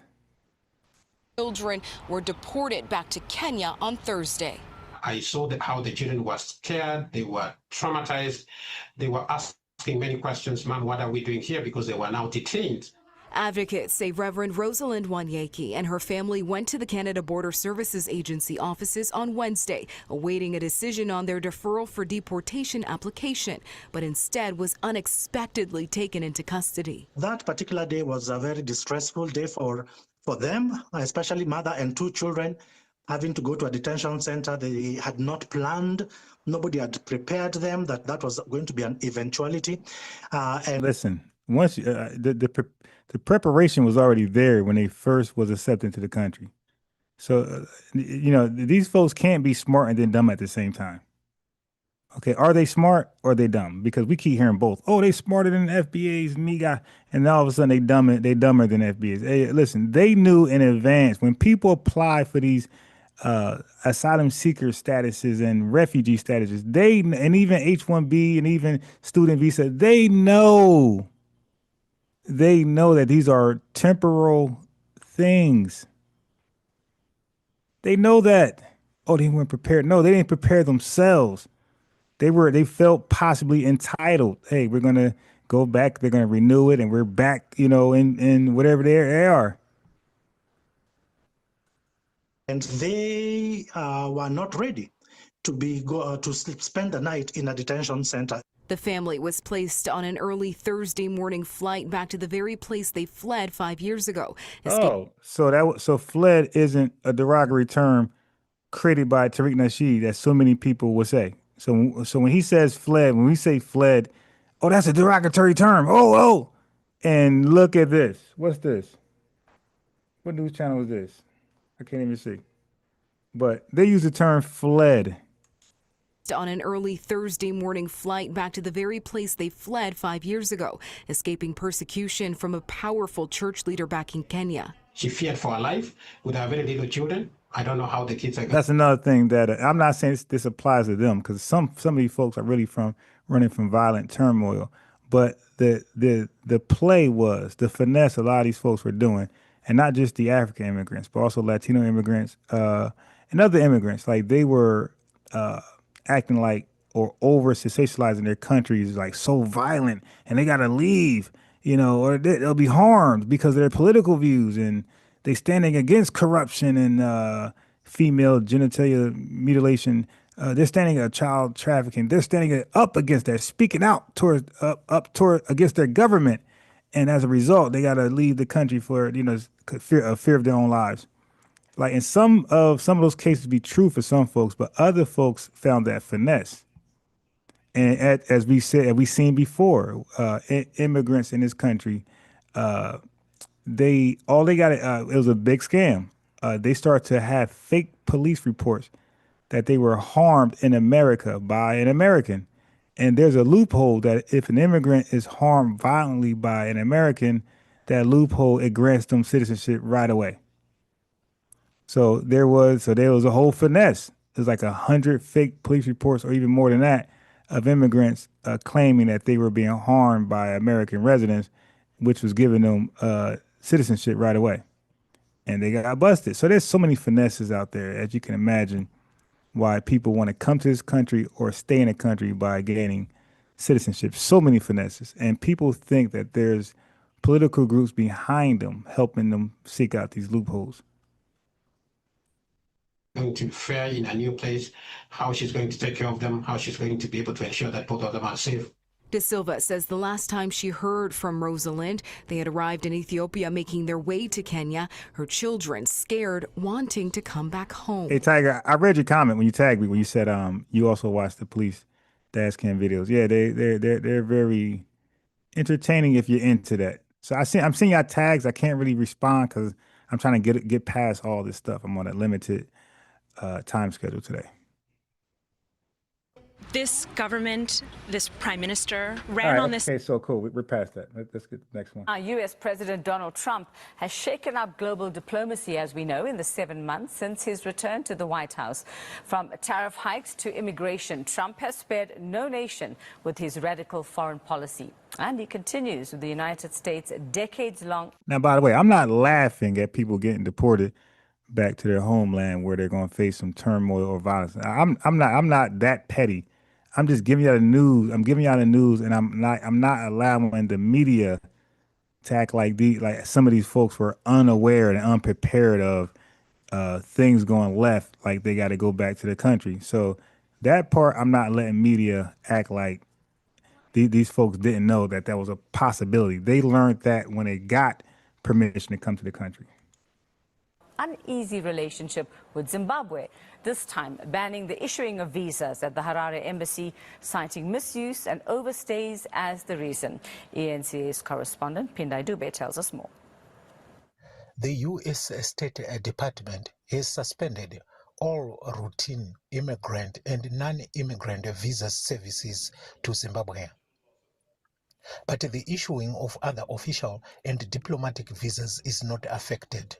I think it is unfortunate that the American government has got an obsession with immigration issues. I think all countries in democratic. So it would be a clever finesse. It's crazy. It's one finesse they don't want to consider. A finesse to consider is, how about when you get to America, linking up with the Foundation Black Americans here? At least faking like there's some type of brotherhood and community neighborly thing. Fake it. Finesse us. Come over here and join our struggle and fake it. Get us behind you. You dig? Support what you got going on, your immigration issues or possible immigration issues. We're behind you now. And now when they come and get you and deport you, now you got the black support behind you. Like, hey man, these guys are racist. We can play the whole race card. So they'll consider every finesse except for finessing a relationship with us. You dig? Sincere or insincere. Like that's one finesse they won't consider. And I'm speaking about Africans specifically. Because like I said, and I was watching a show yesterday, and a brother was in there going in on the same talking point. Brother Reggie, he was like, yo, how come Africans are never in FBAs, areas like where we could socialize? They're not at the bar. They're not at the bowling alley. They're like anywhere and everywhere we are. They are not there. Okay. But on the other side, you look at Caribbean folks. They're everywhere we're at. They're at the bar, they're at the basketball, open gym, they're shooting pool. Everywhere we are, they are. So of course that's a genuine bond. That's like inevitable. But Africans, I just don't see how that's possible that they're in the country, they're in our neighborhoods, but we never ever see each other to socialize. So I'm saying they are purposely avoiding us, no different than some Asians. Same thing in our spaces, in our areas, live in our communities, but we never, like, how often you guys come across Chinese people? As a matter of fact, I might argue we come across them more than Africans, because I do see them at the bowling alley. And then somebody said, yeah, well, they got a different reality. Like, they like different things. They like soccer. They like this. So I'm like, so you're admitting they not like us. So why you get mad when we say they're not like us? You can't have it both ways. They're trying to justify them at all. God damn. By all means. Well, if you're sitting here saying they're not in our spaces so we can socialize with them and get to know them and form brotherly and sisterlyhood with them because they're doing things that we don't do, then when we conclude, okay, well, they're not like us, that's the obvious conclusion, you get mad at that phrase. So we know it's just a war against us. It's defend Mother Africa by any means, no matter how wrong it is, and put all the blame on FBAs. We're just dumb. The white man's the devil. But Africa is the holy place, the holy grail, and Africans of the diaspora and the continent, they are holy saints, and their whole job is to convince dumb, vulnerable, foundational Black Americans about the real history, the real fight, the real enemy, which is the white man. Like that's all Pan-Africanism teaches. All right, so here we are with this. Now, this is crazy right here. This is really embarrassing for this family. Check this out. New tonight, KHOU 11 confirming the owner of Trump Burger Restaurants, which has several locations in the Houston area, has been arrested by Immigration and Customs Enforcement and now faces deportation. ICE says Roland Biani, a 28-year-old from Lebanon, overstayed his visa after entering the U.S. back in 2019. He was taken into custody in May and is now out on bond as he awaits immigration proceedings. So an illegal who was a supporter of the Trump administration, who overstayed their visa expiration, right? They got a business called the Trump Burger. An illegal who overstayed their visa has a burger restaurant, burger truck, whatever, selling the Trump Burger, and they themselves got deported by the Trump administration. That is some irony for you, man. That is crazy.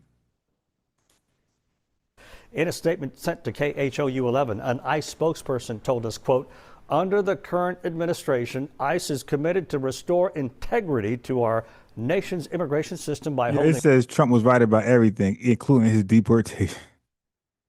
All individuals accountable who illegally enter the country or overstay the terms of their admission. This is true regardless of what restaurant you own or political beliefs you may have. Sanders. Yeah, hey, family, that was wild. The dude has a whole stand, probably successful too, selling the Trump Burger, and this guy gets deported himself from the Trump administration. Irony. Okay, wow. So what is this? I don't even know what this one right here is. So there was a man that was arrested for luring men to his apartment to do ultrasounds on their genitals. Come to find out, the man wasn't even a doctor. Let me tell you something. So we got a zesty immigrant. Ultrasounds your testicles. I didn't even know that was a thing. So it looked like everybody who went over there was just zesty as well.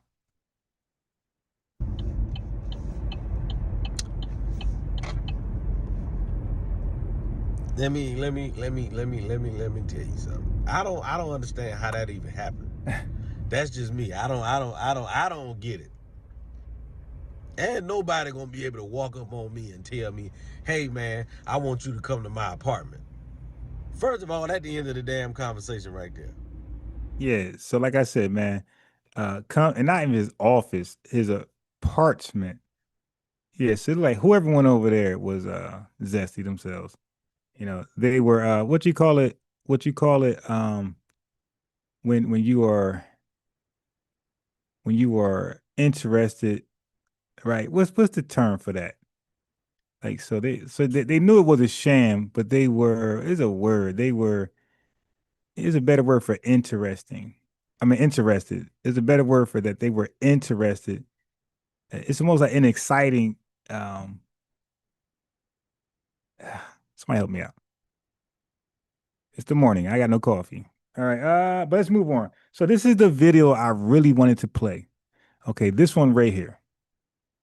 The state didn't want this out. Fraud inside Kentucky's transportation cabinet. Licenses issued without a driver's test. It is an ongoing WDRB investigation, and tonight we hear from a whistleblower there you who go. says co-workers use. There go the word bussy curious. I like that, Majestic. Yeah. That's a perfect expression of what I was trying to think of. They were bussy curious. That's stolen, yo. That dude said they bussy curious, yo. I like that one. Oh my God. Her login to pull off this scheme. Listen to this one, family. So this is the video outside of the Vlad. I wanted to play this video secondly. I was trying to play this video before, but now I got it. Employees were being paid underneath the table. They say sometimes I immediately let my supervisor know about it. truth hurts. Did you ever think that this would cost you your job? No, And for Melissa Moorman, I was angry for a long time. this is one of those. It hurts me that I'm talking about this and I actually like where I was working at. Times. I came into the office that day, my computer was shut down. I was told to go to the front door. Detectives came in, they interviewed me. That was it.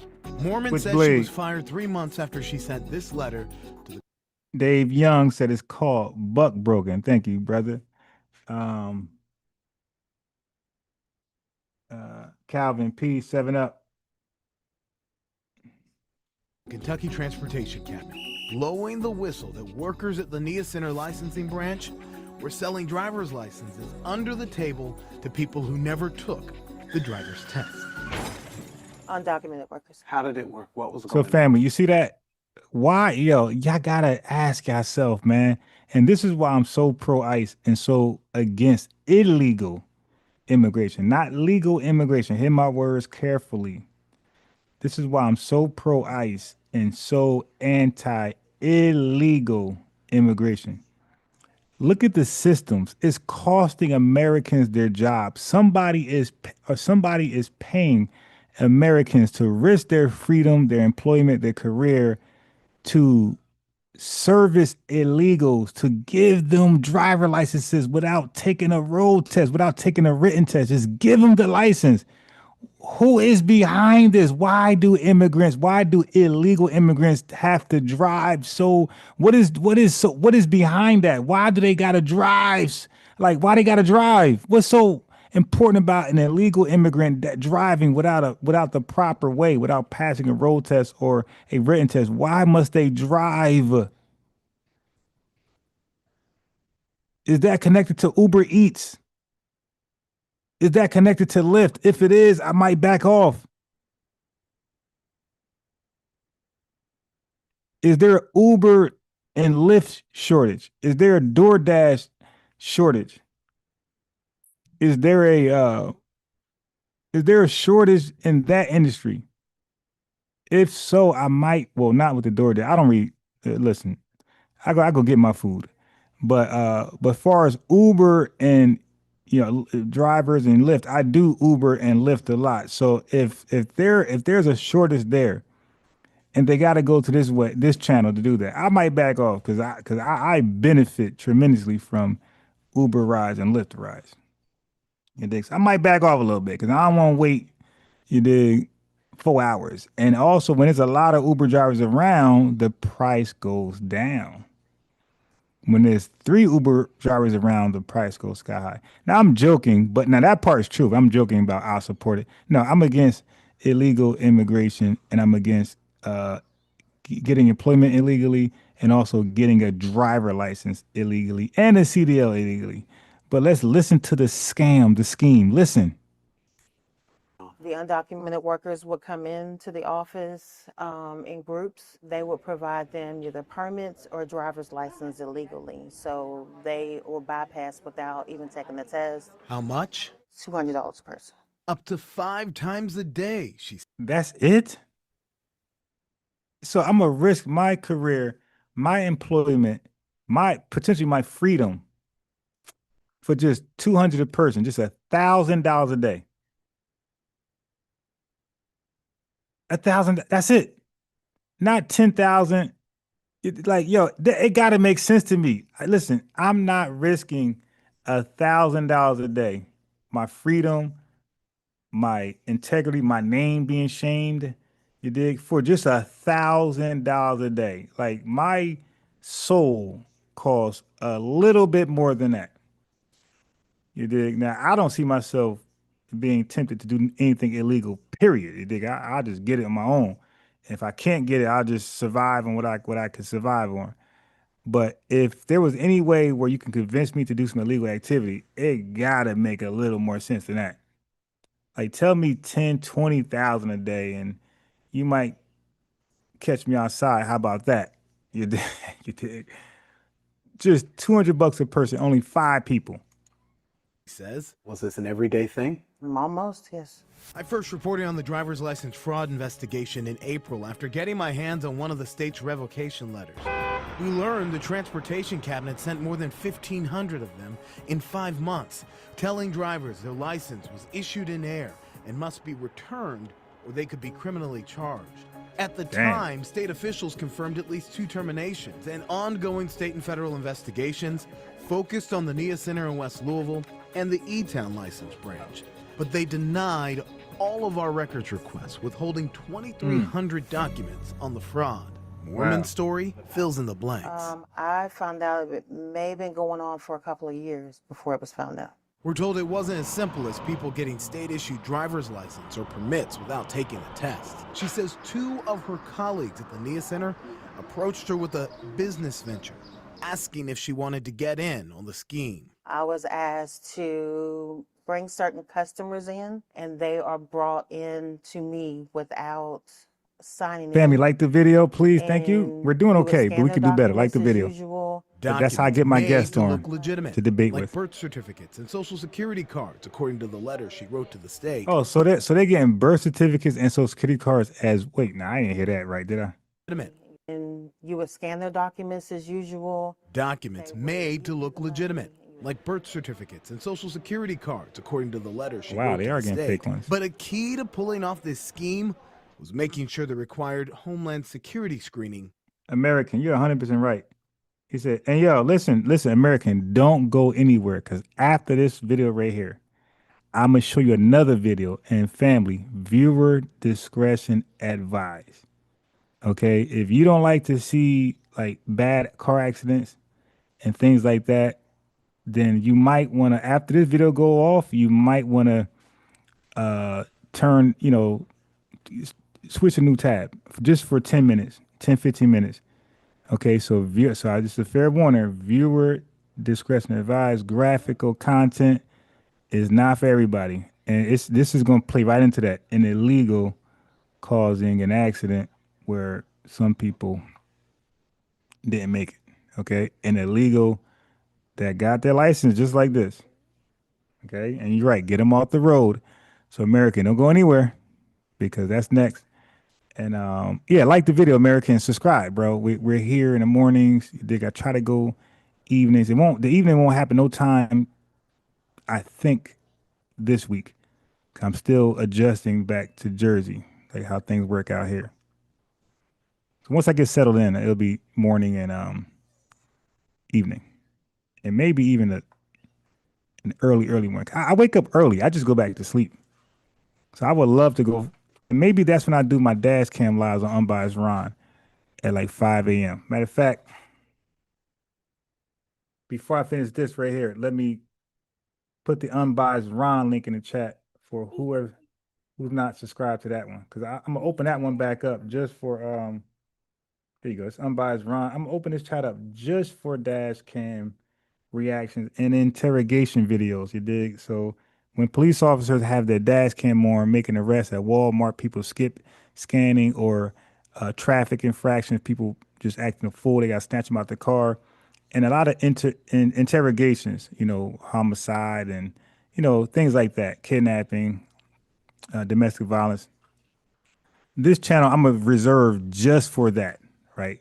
So I'm gonna even make all the videos that was like everything else is private, or unlist them. I want this to just to be a reaction video to police body cams, dash cams, and interrogation rooms, and even some court cross examination from like controversial trials. You dig? So I'm gonna put this link in there for you guys that's into that. That will be on that channel only, unbiased Ron only, not here FBA News and Updates. Okay.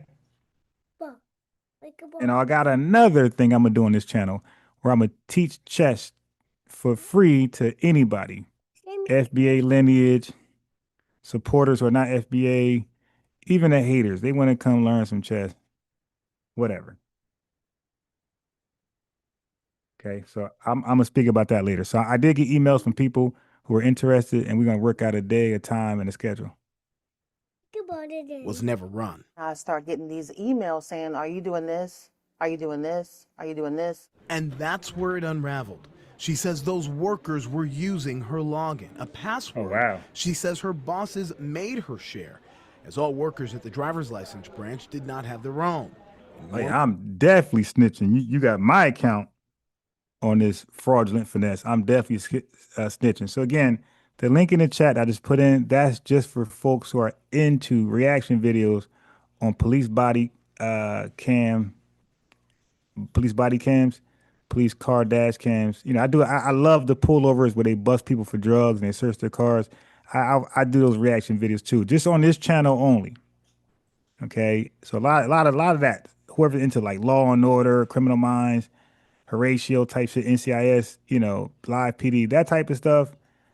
Bad Boys, what you gonna do? That's what that channel gonna be. Police body cams, police car dash cams, high speed chases. I like to react on stuff like that. And you'll see a lot of Moors people, sovereign citizens getting pulled over. All that is there as well. That's gonna be there for entertainment purposes only. And interrogations and sometimes cross examinations from courtrooms. That to me be fun. That's the link for that. One more time, put the link in one more time. That's just for that. So when you go to that channel, do not expect this type of content over there. There will be really no debates over there. No really, of course, the chat can pull up more often over there because it's going to be, unserious business. Foreman was training to be a supervisor. I'm not even at my desk because I'm doing various duties, or I'm not there for the day. So, things start kind of coming together. I'm like, what's going on? Was it always undocumented workers? Yes. Damn. Every time? Every time. It does not surprise me. Adrian Trivedi helps people trying to obtain legal status, an immigration attorney for 14 years. For those immigrants that don't have a pathway to obtain legal status, having a driver's license could mean the difference between getting home from work safely, to their children, to their Golden Brown. I don't wives know. or husbands. Golden Brown. Yeah, I'm not. That's why I don't think she's innocent. It looked like she was complicit. Listen, man, ain't no way in hell my boss is going to tell me. I worked at cash registers. I worked at places where stuff was unique just to me, and it was company rule that nobody else can know it. Or you can't give it to nobody. You can't share it. So now you're telling me to share something. Share it. Let's say when I was working at let's say Walmart, I'm a cashier, and this is just my cashier drawer. I'm responsible for money being correct and anything missing. And you're telling me now, all of a sudden, another cashier can use my drawer. Like, nah, okay, boss, no way. Every cashier job I had, it was just my drawer. Nobody else could come use it. Like, of course, like a manager for whatever reason can come over there, but it was my drawer. Okay. Yeah. You ain't gonna just have another clerk, cashier clerk to come over and use it. Yes. I think she's complicit. I'm definitely gonna have that written down, like Golden Brown said, or I'm recording it. Like, wait a minute, but ain't the password just uniquely given to me? I'm just asking. I'm not arguing. I'm not, being insubordinate. I'm just asking, like, wasn't it just for me, or did things change? I'm not, I don't, look, I'm okay with it. I just want to know just for myself, because I'm kind of confused. Oh yeah, we're going to share with everybody else. Okay. All right. No problem. All right. Let's share it then. Sharing is caring. But I got that on record though. I got it on record, and yep. Yeah, you ain't gonna fire me, because there's no way in hell she's innocent and she's fired and there's no lawsuit. But let's finish the story. Maybe there is a lawsuit, but this sounds shaky. It doesn't sound like she's innocent. Not for a relatively small price to be able to have that chance of avoiding deportation, even just for that day. They're willing to take it. To Mormon, this license scheme exploited people. I didn't want no parts of it. Mormon says she wrote this letter with her boss on October 29th, and she spoke to detectives 3 months later. She was fired the same day. Gut punch, yes. Very hard gut punch. She was 2 years and 3 months onto the job, but she didn't technically work for the state. Mormon was a contractor for Quantum, a staffing agency that Kentucky hired to help fill positions in driver's license. Oh, okay. Well, so maybe she is innocent, because when you're with the staff, which I know a lot about staffing agencies, I worked at a lot of them. I preferred them over working in the company, especially companies where I did not care to really be there long term. Sometimes you just work and do something for a check, and the job isn't difficult, but you just don't see yourself there long term. You're not going to lie to yourself or lie to the company. So a lot of times I would prefer temp agencies for that reason, and then it's easier to leave the job without damaging your work experience, like your work history, right? When you through a company get benefits and you're no longer there looking for another job, they're gonna really be on you while you left. They're gonna really be on you, and they're gonna do they're gonna call the job and find out. But at temp agency, they're more lenient because they understand it's temporary work. And a lot of times you took the job because you needed income. It wasn't really something you wanted to do. You took it out of desperation, really, and you just dealt with it, and you had enough of it. Hey, this ain't what I do. Like, you might be doing construction or landscaping, and you're not good at that at all, but you just took it just to make some money. Like, companies won't give you a hard time. Can understand, like, yeah, I just took the job just to pay bills. It wasn't something I really wanted to do. But this company is what I want to do. You know what I mean? But that's why I did that. And it never hurted me. They didn't stress why I left too much when they understood it was a temporary assignment. So maybe, now I'm giving her benefit out that they used her because she was a temp at the job. They targeted her. And they took She was the licensing lick. away from the county clerks. Please record your message. When you have finished recording, you may hang up. Mr. Van Staten, this is Gilbert Coursey from WDRB News. The Michigan-based company did not return our calls or emails. It hung up. It's shocking. They Why? hung up. So Lord Maul says, I watched those dash cam compilations, videos. He says, one of my favorite channels is Bad Drivers Caught on dash cam, formerly known as Bad Drivers of Napa Valley. I'm probably subscribed to all of them. You dig? All those dash cam. I listen, if I showed you my subscription base, and matter of fact, when I play them, I'll be surprised if I'm not a subscriber. That's how much and how often I watch those videos. I watch them. Like I said, when I'm not researching things like that, I'm watching the dash cam video like almost 100%. If I'm behind the computer. But on the train, yes, I'm watching those things.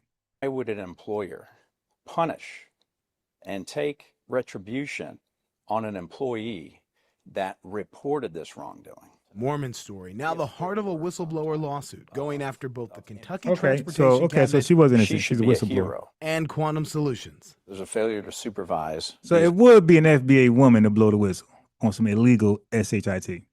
employees. There were obviously no checks and balances. Kentucky State Police is on it. There are serious concerns, and we'll hold anybody accountable if they violated the law. All right, family. Viewer discretion advised. The language is going to be speaking about deaths. Okay. The graphics will be representing. You won't see it. You know, nobody no crazy graphics, but you'll see. You can what they do show. You can imagine, right? So this is viewer discretion advised. If you watch this going forward, like I said, graphical content, language is not nice. Okay, is again, it's speaking about people passing away from an illegal truck driver that most likely got their CDL the same way other immigrants did at the Kentucky DMV. So if you watch this video going further, you bypass the disclaimer and you wanted to watch it. All right, didn't surprise you. If this type of graphics and language is traumatizing to you or bothersome, I will put it on. I would do something else for 10 to 15 minutes. All right, an illegal migrant has now been charged after his truck jackknifed a minivan while making an illegal U-turn, killing the three people. Yeah, that's a car right there smashed into his truck. Now, I want y'all to pay attention to his expression after that happens.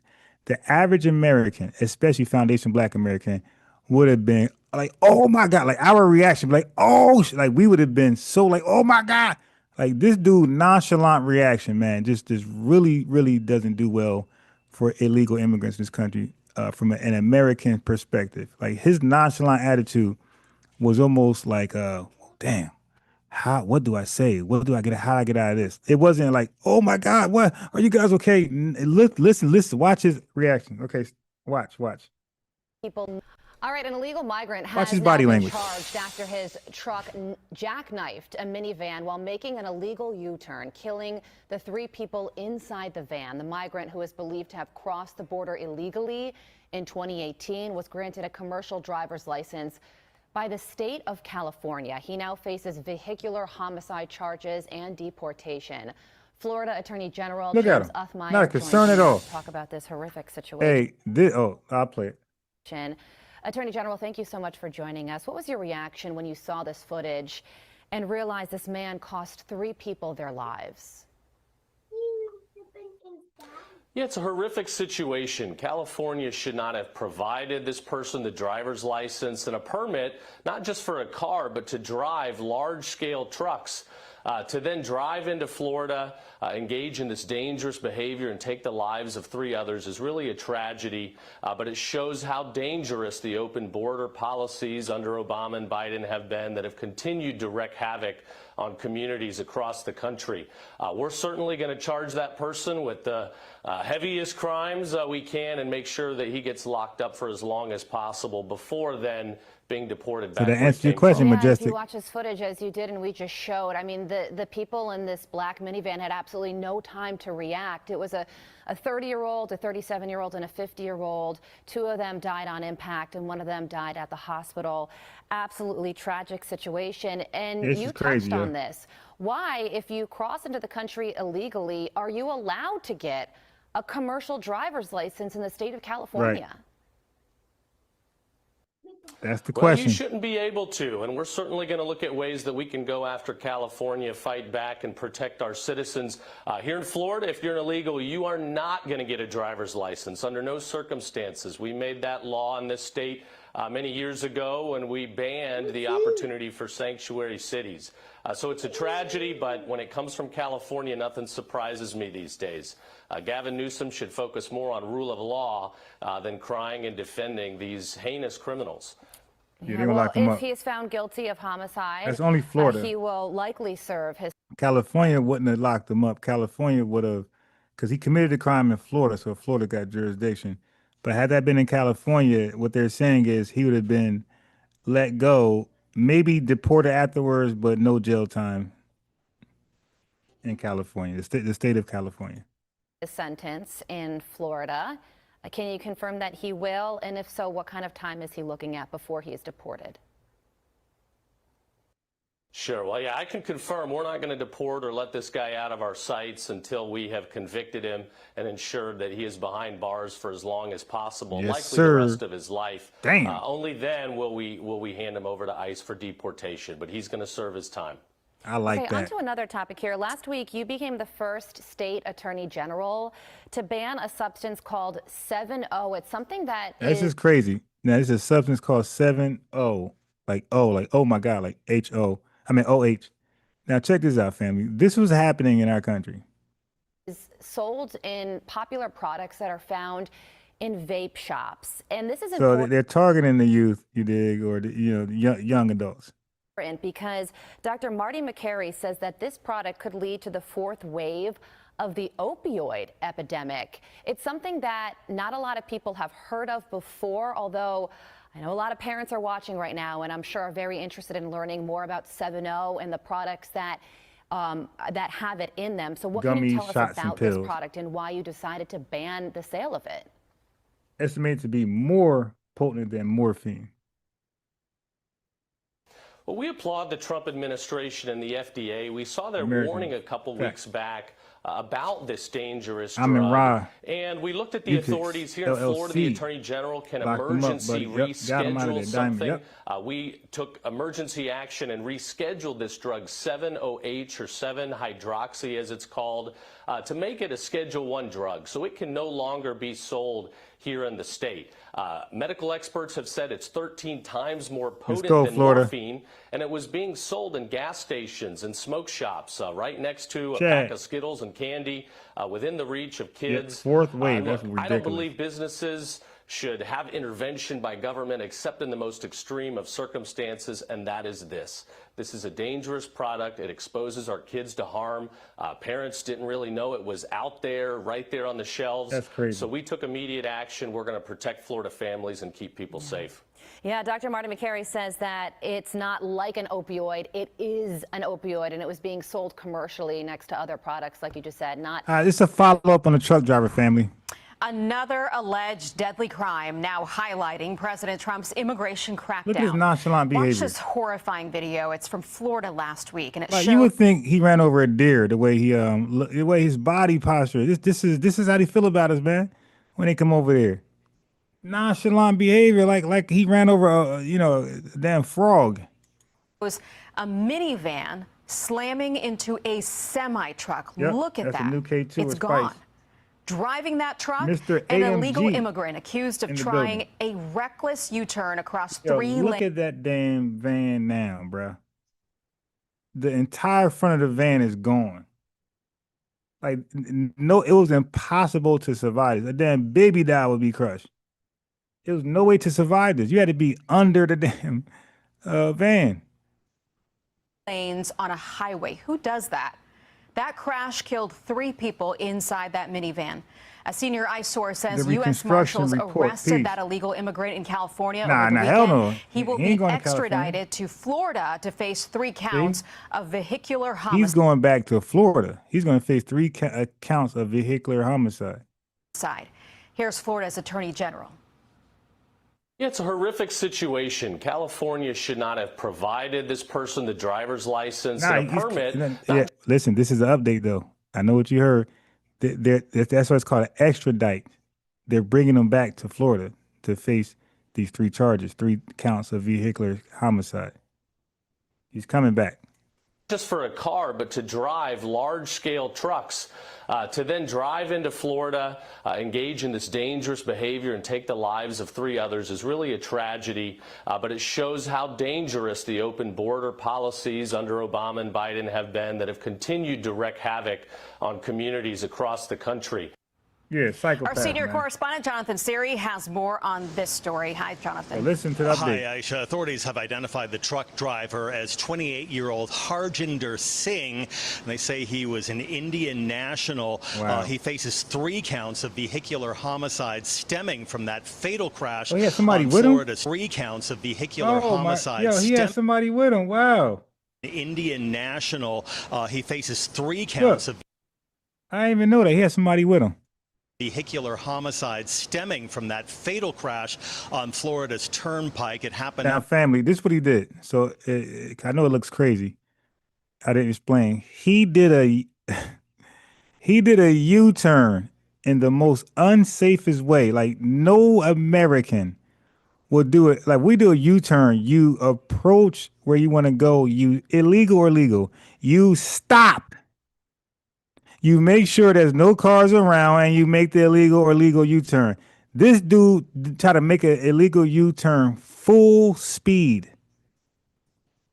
and the truck jackknife, and that's how the car ended up running into the crease of the jackknifed truck.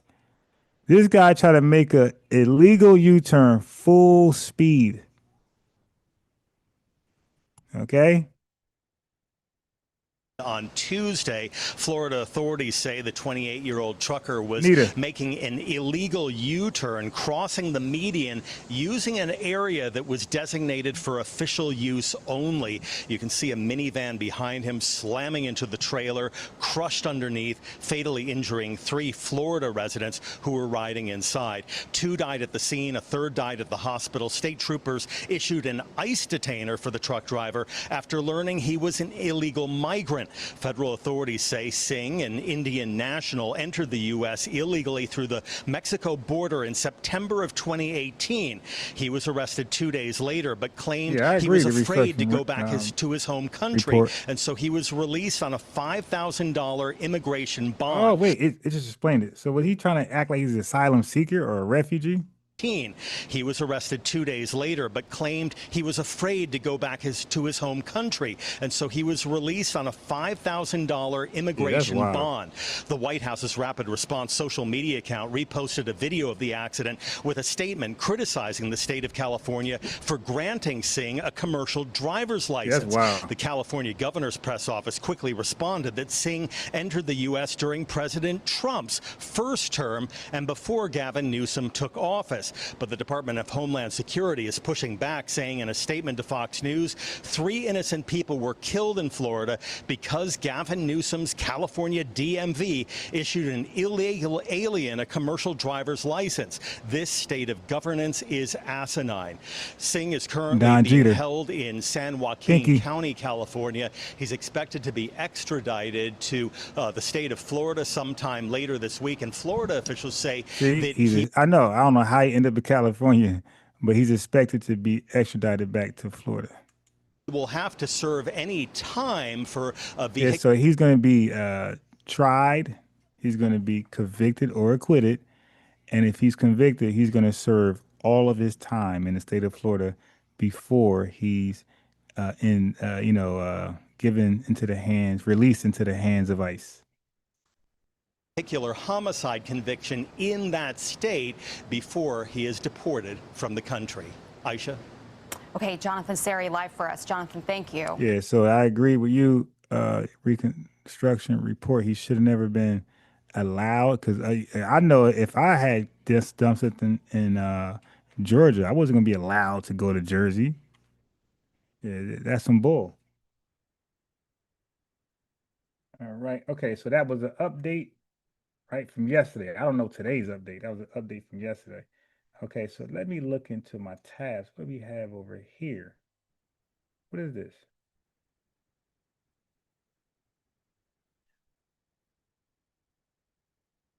So this was a illegal migrant is swarmed and arrested by ICE officers.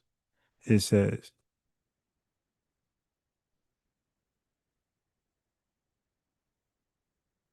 There's no volume, I don't think, to this.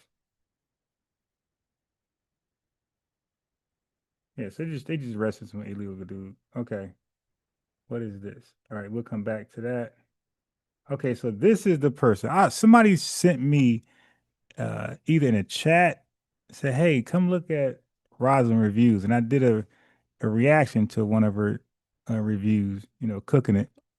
So then when they disrespect us, I don't only do a reaction and put them on blast. You know how I do. I invite them to a sit down.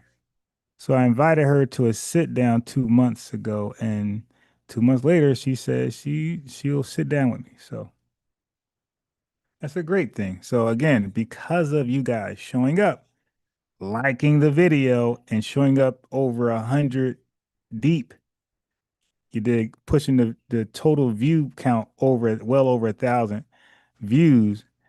That's what's enticing people to come over here, okay, and talk with me. Right. So like I said, you guys' support is the only reason why I'm able to get these content creators over here to face justice, because they are saying things that's unfavorable to FBAs, right? So we want to, speak to what they said and have them justify it to make sure it's not coming from a place of hate, but more so a place of ignorance. That's what we do. All right. So that's her, right? Now,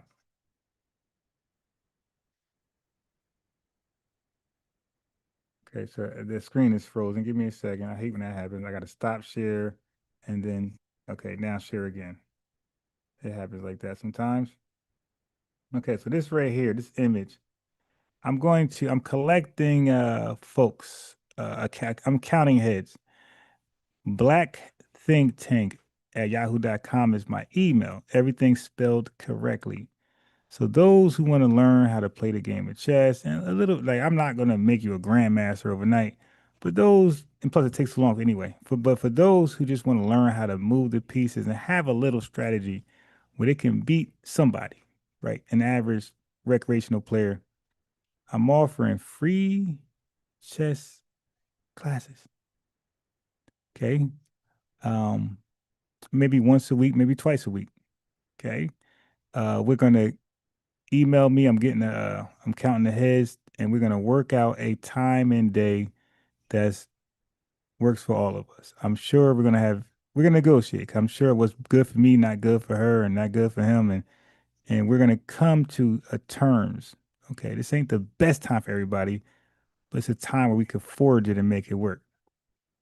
So if you always want to learn how to play chess and you thought it was so difficult, and it probably is, depending who's teaching you. Okay. If I can teach a 6-year-old to win first place at a tournament with other kids who are learning from schools and institutions, and just regular old me can teach a 6-year-old how to win a first place trophy against it. Because chess is not about age, by the way. Chess is not age based. Like when you compete, it's about experience based. So your skill level will place you to a bracket, not your age. So I'm 47. If I was to compete right now at chess tournaments, I can literally be sitting across from a 12-year-old easily. Okay, so chess is not age based; it's skill based. Like, you are grouped up. Your groups is based on the skill level, not the age level. You're 50, you can find yourself playing against a 15, 13, or even a 9-year-old, and they'd be that good. So if I could teach a 6-year-old to kick butt versus a 13, 15-year-old, a grown up, is much easier to teach you. So Black Think Tank at yahoo.com. Let me put the hold it. Let me put the email in the chat. Okay.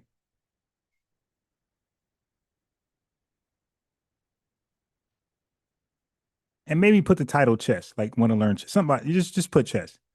Just put chess. So this email, because I got another email where I teach chess to these kids and I get paid. So I don't want to confuse the emails, right? Because I know if you email Black Think Tank, I know it's for the family. You dig? And it's free. But my other email, anybody inquiring chess over there, is definitely not free. It's $30 an hour. It may go to 40 because of the pandemic. So it might even be 40. But you ain't got to worry about that. That's for kids, because kids are hard to teach. Their attention span is hard. I mean, you got to be good to get them to like focus on a game that's so complex. Chess is it's probably the most complex game to learn. It's so complex that most games come with a rule book. Chess barely come with a rule book. Chess comes with teachers. Okay, other games come with rules how to play, not chess. Chess comes with a teacher, or should. It's the only game that you need a teacher. Like, you're not going to learn by yourself. Or if you do, you're going to be horrible. You're going to be a horrible player. All right. Okay, so let me do a case in point. Case in point.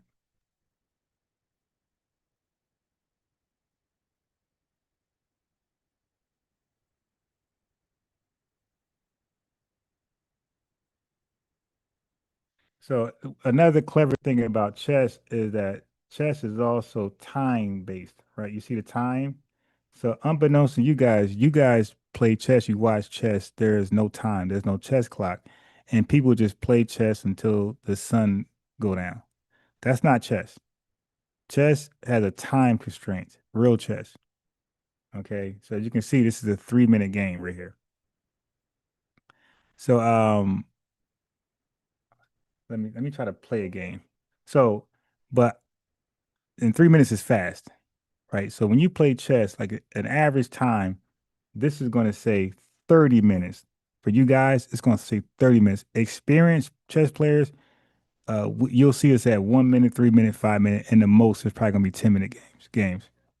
But for you guys learning, never play a fast game of chess. You'll never be good because you will adopt so many horrible habits playing speed chess. You want to earn your way to speed chess. So you start at 30 or 45 minutes and you win there, not lose. You win there. And as you win more than you lose, because nobody's going to be undefeated, you're going to lose a lot of games. So chess teach you how to be a great loser. You're going to lose. And guess what? You're going to lose almost as much as you win. It's a real humbling game. So it's really hard to be a legit sore loser in chess when you have to embrace losing. All right. You're even the best in the world. Like their loss win record is like damn near close. You're gonna lose a lot. All right. So anyway, you earn your way to this time. You win more than you lose 45 minutes, 30 minutes, let's say 20 minutes, 15 minutes, then 10 minutes, then 5 minutes, then 3 minutes, 2 minutes, then 1 minute. Because I really play 1 minute chess. But so my screen is frozen again. Okay, so we got a super chat. We got some lineage love in there. Everybody support the lineage love, especially when you don't plan on sending it yourself. Just support, just like it, heart it, whatever. But Eric Powell says, peace, Khalid Cannabis, FBA, sure. That's right. So don't you find it odd that when Africa is finally throwing off the shackles of colonialism, Black Americans are talking about FBA?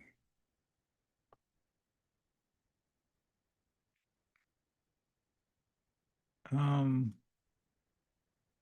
know how to respond to that. Like maybe because I read it in a way where I can understand it, but that might not be how it was intended to be understood. Okay, so I don't want to respond to that incorrectly, but the way I take it, the message. Let me look at it one more time. Don't you find it odd when Africa is finally throwing off the shackles of colonialism, Black Americans are talking about FBA? I don't necessarily agree that Africa is throwing off the shackles of colonialism. I don't actually agree with that. I think Africa is very much colonized well, actually, I don't even believe Africa is colonized. Like, yeah, I don't believe there's no colonizers in Africa. Most of African countries and the Caribbean got their independence in the 1960s. Yeah, so I don't even believe that's like saying America got slave masters. I don't now they might be running their countries as though they're still colonized, but Africa don't have any colonizers. Yeah, so you would have to, let me know which country is being colonized because mostly all of them got their independence during the 1960s or at least the 1960s, they were all damn near independent. So yeah, so I don't agree with that comment. No African country that I know of is being colonized by a Western power or Eastern power. Yes, I don't necessarily agree with that. I think that might be something you believe, but I don't think you can prove that.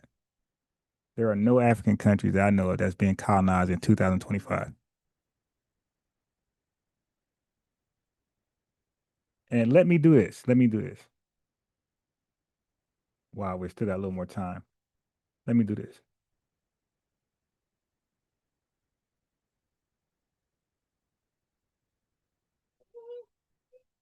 So that is a Zoom link. in the chat, okay? Because I don't believe there's an African country being colonized. Even North Sentinel Island is not being colonized. And like they're the most vulnerable island country in the world. So that's the link right there. If you want to click that and express your views, verbally, you don't got to cut your camera on, but I would love to learn which African countries are being colonized in 2025. I don't believe there's one.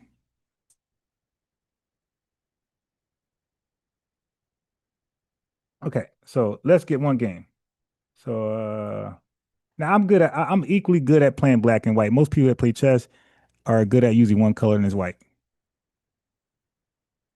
Okay. Now my screen might keep freezing, so I might not get a game. Let's see. I think this website takes up so much space, and I'm sharing my screen with Zoom. It might not play. It might just be too much space. Okay, so I'm white. So a quick game, then I'm gonna go back to the content. Just know that this is pretty much okay. All right, I was about to say they're not gonna move. So I'm doing an attack. I'm white. I'm doing an attack that's called the King's Gambit. You're gonna learn this as well. Okay.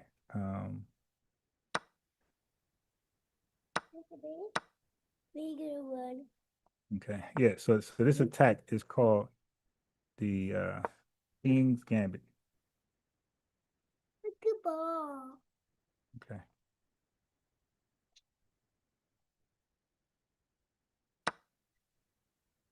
And my screen froze. I can't see their move. I think they. He captured that. Wow. I mean, I can't really see, and my time is going down. Okay. I don't know why. Yeah, that was a loss. Yeah, he lost. That was a horrible capture. Here. So the knight moves in an L shape. So the knight protects my queen. My screen is frozen. I'm gonna lose on time because my screen keeps freezing. Okay, so I'm definitely gonna lose on time. Okay, so he's checking my king. Damn, it keep freezing. And usually I have another device attack. Okay, so the queen was checking my king, so I just simply blocked with a pawn. It's called interposing. Okay, whatever. Yeah, but this person is definitely gonna lose. They're down. Well, I'm gonna lose on time if it keeps freezing. So this attack's there. They're gonna castle. I knew that was gonna happen. They're gonna castle. Okay, so let me go right. I'm gonna castle too. Let me go right here. So the knight, then this is called a pin. The knight can't move or I'll capture the king, you see? So the knight has to stay right there. It can't move.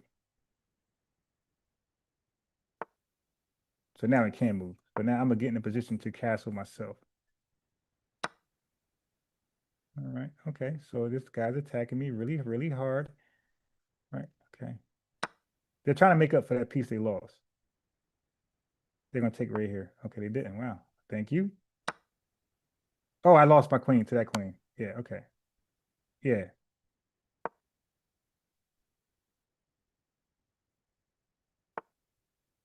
Yeah, that wasn't the best move.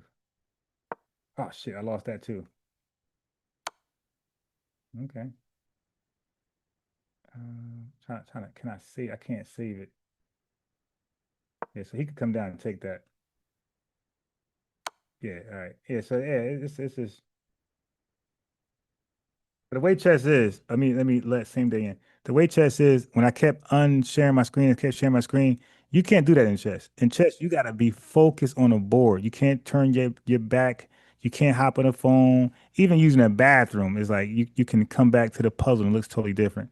So the fact I had to keep unsharing my screen to share it to keep it from freezing, it kills your. Don't forget, chess is a puzzle. So you have to solve the puzzle. So once you solve the puzzle, you're done. But if I'm unsharing and sharing again, I gotta solve the puzzle all over again because now I'm looking at it again, a second pair of eyes. So it's kind of hard to do that. It's very complex. It's total concentration focus. You can't do what I just did. All right. So anyway, let's go here. So same day peace. What's up, though, Ron? What it do, man? Man, go on, keep on playing chess, man. I just came up to say what's up. Nah. I just want to show the family. Just the chess is something that's a different channel. That's a unbiased Okay. Ron. Just want to show the family a game, but my screen kept freezing. I kept, it wasn't gonna happen because the chess website takes up so much space that it wasn't gonna be possible. Yeah. So what I would normally do is that I would join with my iPad and play from there. You dig? So then I could play without it freezing and that stuff happening. Okay. So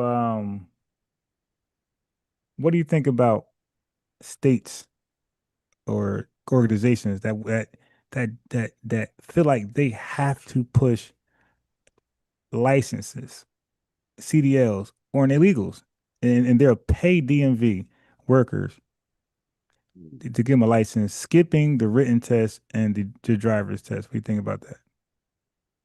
I mean, that's really, man, it's terrible because I'm actually that's my profession. I mean, I'm retired right now, semi-retired, but I'm a truck driver, and you know how much it takes to go through all that.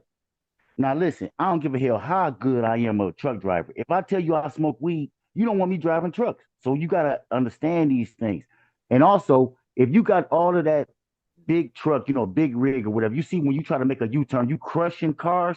You got to understand all this. You just can't be making U-turns and doing whatever you can in that truck. That truck is a killer. Right. You turned around and give it to somebody that you just can't do that. Either you're gonna have to be they got AI drivers these days that's taking truck driver jobs. But if you a truck driver up in there, you're gonna have to be fully awake. You're gonna have to be fully aware. I mean, shit, you can not only kill yourself, but you can kill somebody else. Yeah, as you saw. Easily.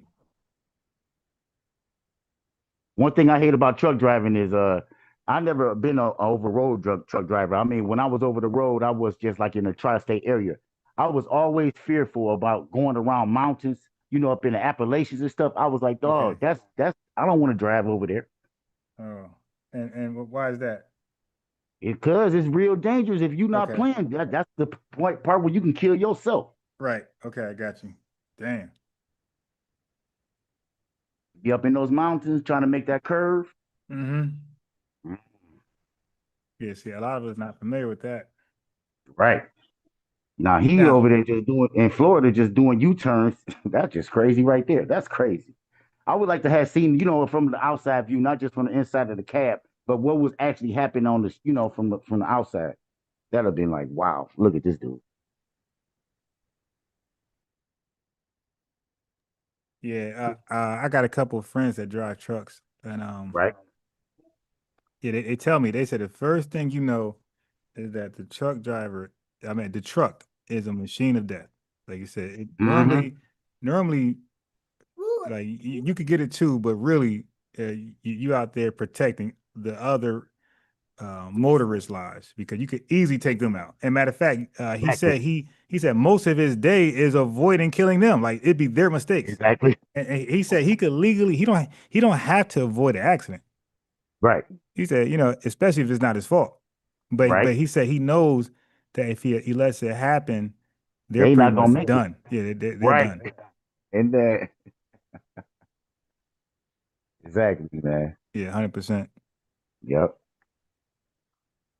Yeah, so it's crazy. I was gonna do the Vlad thing, and then I was gonna go into some Pan-African stuff. But I ended up doing my FBA News Updates about ICE and the licenses, and it seems like that ended up being a better podcast show today than had I forced it and went what I wanted to do, which was like some diaspora war reactions. So I'm glad I just let the flow, the energy.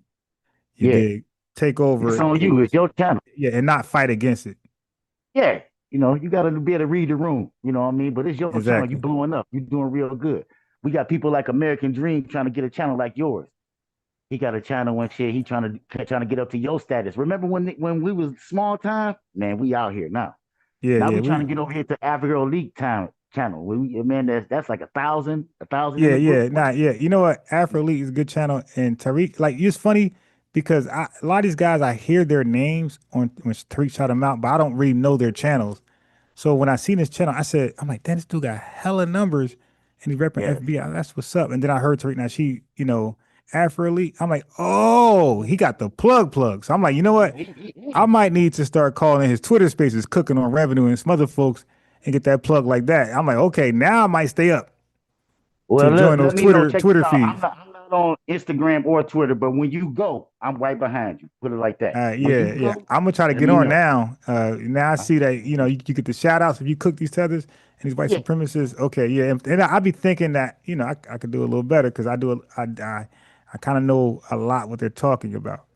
So I like Dan. Certain guys I Different like. feeds. You might as well go ahead and just put your show on all the feeds. Like my man Sabir be doing, trying to be on. But look, but how's it work out for him? What I'm saying is Afro-Elite, I don't think he had those numbers before the OG Tariq giving that plug. See, that's what it's about. It's about Tariq. It's about Jason Black. It's about, let's say, Breakfast Club, Joe Button. Like when they shout you out, man. Philip Scott. Yeah, because people will pay for that. Yeah, Phil Scott, another one. Yup. Dr. Rashad Ritchie. When those folks shout you out with all those viewerships, like you're gonna blow up, and because you would pay for that. And that was free. Like, hey man, Afro-Elite, check them out. And next you know, that dude and the 3K, 4K, down there up there with Jason Black, live viewers. So yeah, man. Ryan, you doing good. You do your thing. They gonna notice you. They gonna see you and they gonna come talk to you, bro. Well, Just keep doing your thing. Yeah, it's 43 million of us, so we don't got to compete at all. Like there's too many black people. See, right? Now, of course not. But I'm just saying that we're just spending our time supporting DJ Vlad, Adam 22, and that's why it seems like the space is limited but we're busy supporting folks who disrespect us. DJ Academics, like we're there. We're at Math Hoffa. We're at folks Trap Ross. We're there. We're not in our own spaces supporting our own, making us valuable, and they don't understand. Like, yes, we're saying FBA, Adolf Friedman, the lineage, but we're not really putting value to it, right? Like it should be. Tariq Nasheed should, and he even said it. If you know it, he should be at 2.5 subscribers. I don't know how the hell he had 250,000. That's impossible. Shadow ban. Because he's out. Yeah, he's out. But also it's people not subscribing. Because see, shadow ban just blocks people from viewing you. It doesn't block your subscription, unless somehow it's unsubscribing people from the channel, which can happen. That can happen. But shadow ban is usually blocking your content from reaching the masses. That's not really his issue because he's getting the numbers on his live. When he's live, he gets numbers. And look at his videos. They are premieres, and people hate premieres, and they're still putting up 20,000. Okay, like he's doing as good as people doing live. His premieres are doing as good as people live content. Right. So people are not subscribed. They're watching his content, but they're not subscribing. I'm subscribed. It just fueled on. Yeah, I'm not speaking about that. I'm just saying subscriptions only. I'm just saying nothing. I don't care about nothing else. No live views, no subscriptions. I mean, no notification. I'm just saying subscriptions only. People are not. They're watching his content, but they're not subscribing because it just fueled on hate. They like what he's doing. They're entertained, but they will not subscribe, and that's just hate. But he should be at 2.5 million subscribers. He should have been there like 10 years ago. And to be at 250,000 is ridiculous because his numbers is lapping anybody close to him. Like he's running circles around anybody close to him. Show. Yeah, that's a hype ass show. It's so hype that I can watch the replay because the rest of y'all be doing FBA content during the day, like right now. I'll just go ahead and start watching the replay. I always be Pinky and them over there. Pinky be making it over there all the time. Yeah. I always watch it over. So if I miss it, because sometimes I feel bad because sometimes he'll drop some content and it's like right on pace what I'm about to talk about. And he just went in like, oh shit. So I'm like, dang, he just dropped this and I gotta do a reaction already. But sometimes you just have to because it aligns exactly up with what I'm about to do. So I'm like, yep. I gotta show some content for this one. But I usually go back and watch all of his videos because there's usually something in some of them that I can use on mine. Look, I look at content like DJs. Are you familiar with DJs? How they just they go to any record to find a sample. It'd be the most corniest records ever. Yeah, and they find something. They find, oh, that's Find how I the beat, do it. find That's how I something. do it. Huh? Hold on. Okay. That's how I look at content, bro. That's why I watch so much content. It could be Candace Owens, it could be a clown. I watch so much content. I take it serious like a DJ looking for that sample. So I watch so much content to see if there's something there that I could snip, clip, and use that for a podcast. So that's what I do. So that's why I make sure I scan Tariq stuff, because he's educational. He's also entertaining. So he's Exactly. gonna entertain I you. be in there for the laugh, bro. My Right, man be right. calling these boys out. I be cracking up. It be funny. So he's in there for the It be entertainment. funny. So sometimes I would tune into Severe Bay. Not that Yep. not that I'm learning anything. I don't believe he has any. I don't believe you can learn correct information from there. But I like when he mess up blatantly. Right, where I could easily just debunk this. So that I wait for that moment. Same thing with Professor Grift. Like I watch his content while I'm washing dishes, or let's say just playing chess. I might just watch his content, but I'm looking for something. I'm not being entertained. I'm not learning anything. I'm looking for a clear, blatant mess up. So even like the what you see on the screen earlier with those Pan-Africanists, same thing. I watch those shows. I don't watch the whole. I don't watch it all through, the whole show all through. I watch it in pieces.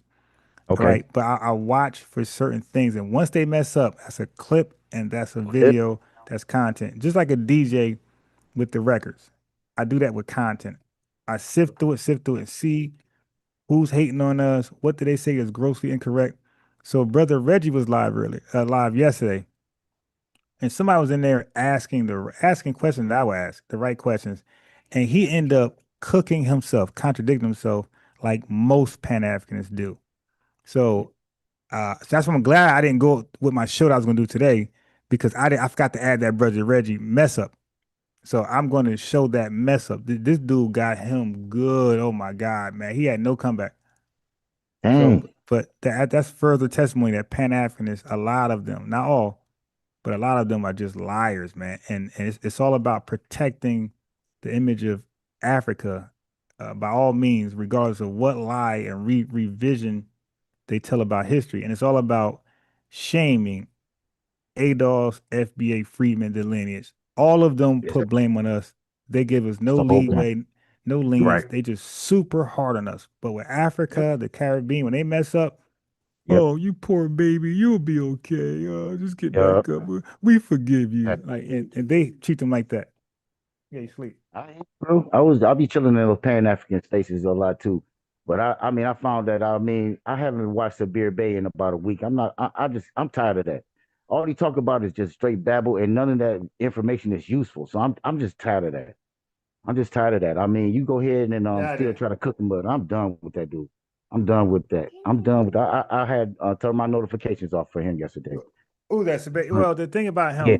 when I was I was in there trolling him just briefly, but it's funny. I came at the right time. He talked about if anybody want to debate him, they gotta pay him money. It's like so that's why I never clicked the link. 'Cause I know he made it clear over and over and over. If you want to debate him, you got to pay him. So when he send the link out there for you to hop on, that's just smoke and mirrors. That's for you to hop on, look dumb, and you just listen to him go. You can't say one word. Right. If you say a word, he might let you say a word, but once he disagrees, you got to shut up, and he'll go and go and go, and you can't say another word. Right. And that's how Professor Grift is. I didn't even know he blocked me. So he blocked FBA News and Updates, all because man, you the man, dog. You the best. Wasn't even debating the guy. Wasn't even like hardcore challenging him, and just like respectfully correcting him and pointing out like, yo, why do you handle the diaspora with kid gloves, but when it comes to FBAs, you talk to us like Obama did. You pull your bootstraps up. You ain't no daddy just because you have a kid. Take care of your kid. You dig? That's how Obama came at us. I'm like, yo, that's how you coming at us. Like, just no love, no sympathy, no leniency, just pure like stern aggression. Want to give us the 94 crime bill again. But when it comes to white folks, you know, when they mess up and they on crystal meth, they're selling drugs and they on fentanyl and all these fentanyl cities. No, get away from there. All these fentanyl cities. You know, where's the jail sentences? Where's the tough on crime? Where's the go over there? I said, stop doing it. Go over there. Don't leave that alone. Don't go over there. That's dangerous. Yeah. So where's the SWAT teams for the white people doing the same thing we're doing? They're stealing, they're robbing, they're killing over their drug. Oh no, we need opioid centers, rehabilitation centers. No, we can't. Locking them up ain't gonna change anything. You're destroying families. You're taking the father out the house. Oh, now you're admitting you purposely took father out the house. So that Republican talking point, that conservative talking point. Oh, see that the black father was home, you know, the houses would be better, crime be low, and employment. Stop it. You're the reason why black fathers are not in a home by your tough on crime laws that you make soft on crime when it affects white people. Stop it. The double standard. Yeah, man. Yep. Yeah. So yep. Fire. What's up, Nita White? Yeah, she said I'm What's right. up, Nita Wright Nita? said I'm right about Professor Grift. And listen, I'm like, Griff, do you hear another guy, send you a link and you can't talk. So it's like, Griff, do you only send invitations or do you accept them? So that's why I need support from you guys to like the video and show up in large numbers as you did. We're winding down now. It's okay because I'm getting off anyway. 12 o'clock was the limit. I'm gonna get off before 12, but 12 o'clock was the limits anyway. So you dig? So now my goal really, family, is to come on here at 7 a.m. I'm coming on at 8:30 a.m. only because of different reasons, but that's not the time I want to come on. I want to come on at 7 a.m. every morning. You be up that early? Yeah, I mean, I wake up at 5 a.m. I just go back to sleep. Sure. Yeah, like I said, at some point I might do my dad's cam reaction videos at 5 a.m. because I'm up. I really like. I just cannot sleep late. It don't matter what time I go to bed. I wake up 5 a.m. and I just go back to sleep. Any bird catches the worm.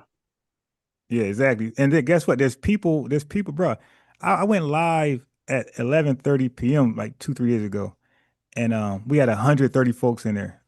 So then I went live one time at like 3 a.m. 150 folks in there. So people be around no matter what time I go to live, as long as it ain't. Now my worst numbers are probably like in between 4 and 9 o'clock. If I go live in between 4 p.m. and 9 o'clock, family, it's because I just love y'all. Because I know the numbers are not going to reflect. Okay. I know I'm gonna have low numbers. If I go live afternoon to evening, that's like because everybody else, that's when everybody else go live. The Afro-Latinx, everybody else, Jason Black, they all go live at that time, and other like academics, they all go live at that time. So there's not a lot for me at that time. So if I go live at between 4 and 9, just because it's the love of the lineage, that's it. Right. Because the numbers will not be there, the likes will not be there. Right. So my space is in the morning, or super late at night, or super early in the morning. Like that's where I get my best numbers. Yep. Yeah. So with that being said, I appreciate everybody, and you guys are the reason why folks are entertaining coming over here. So I got Dr. Maya, she said 7 a.m. is too early, so we're trying to work. Matter of fact, maybe you know what? Friday, I got a time for her. Friday, like in between. So Friday at about 10 or 12 afternoon. She said 7 a.m. was too early. So now I'm almost under the impression that she's purposely dodging me. I don't like that. Just my weird thoughts. I'm not saying that's, but I'm thinking that she's gonna reject almost every time I give her not top on. But that's just me. That's just me thinking to myself and being a pessimist. But let's see, because now I'm gonna give her a different time. I'm gonna say Friday, 10 a.m. or 10 a.m., 11 a.m. or 12 p.m. Let me know which one. Okay, because 7 a.m. first is too early. And then all we're gonna do is talk about what she talked about, where her diaspora wars and Marcus Garvey and Tariq Nasheed and FBA and ADOS. We're gonna just talk about the same things. That's all. And the only thing different is that she's gonna have pushback from the opposite side, because she's normally having a panel full of people who agree with the Pan-Africanist, rhetoric. And so now you're going to talk to somebody who disagrees with that and who pushes the lineage. the importance to self-identification and dropping African from everything that's associated with us. We don't want that word attached to us at all. Okay, y'all can have Africa. You dig? Mm-hmm. And also, I want to know about her 23andMe results. I know she took them. You know what I mean? So I want to go in. I want to go in where it's like really, really transparent. Because I want to show her that she's not African. You did all this Pan-African shit. You ain't even African. Hell yeah. Right? Yeah. So that's why I want to know about her 23andMe results. And I'll talk about mine. All right. And that's gonna. And I would love for her to call me African after she learned mine. What you gonna deal with that Amanda Seals? Nah. She too whacked out for me. You don't find nothing in that debate that's it's over everybody's channel. Who talking about that debated? debate? Who debated? Amanda Seals did one of those sit downs with like 20 people, 20 conservatives around her, and she did pretty good. Good. I can't even say. I mean, I'll check it out, but I know she's Yeah. whacked out in the mind. Yeah. But I'll check it out just for shits and giggles. Like if I watch Sabir Bey, how boring he is, I know I could watch Amanda Seals, 20 conservative. Yeah, so I'll check it out. I'll see what she did, and if she did good, I'll give her flowers. I haven't seen it, so I can't say if she did good or bad. But I seen a clip from it, and it sounds like she talking from an FBA standpoint, even though I know she's not claiming FBA. You know what I mean? She's not claiming FBA, but she kind of coming from our point of view on most of that stuff, because everybody else seemed like they immigrants running up on them. You know what I mean? Like FBA versus 20 immigrants. It's crazy. But I don't know. All right. Well, look, peace to the family. I gotta run out. I gotta build my classes back. I'm back in Jersey. I gotta build my classes back up. So I'm headed to the locations where around the schools to promote my stuff and get back running. So we'll talk. I'll probably go live because my son gonna be napping about 3-4 p.m. So now there's a McDonald's that's kind of like low key, like not a lot of traffic, and the internet's crazy. So I might go live in there around that 4 or 5, that dead zone for myself. So just out of love, come tell you, I don't get no real traction at that time. It's just not my time slot. But I'm gonna go live anyway around like the 5-6 p.m. type of time. And if I'll catch y'all then. All right, Sandy, I'm out. Peace to the family. Peace. B1, we won. We're out. Great show. Thanks for pulling up. Thanks for liking the video. And the super chats, thanks for that. And some folks had hit the Cash App. Nothing heavy. $2, $3. Don't worry, family. That's going to coffee and maybe a bagel. Thank you for the Cash Apps as well.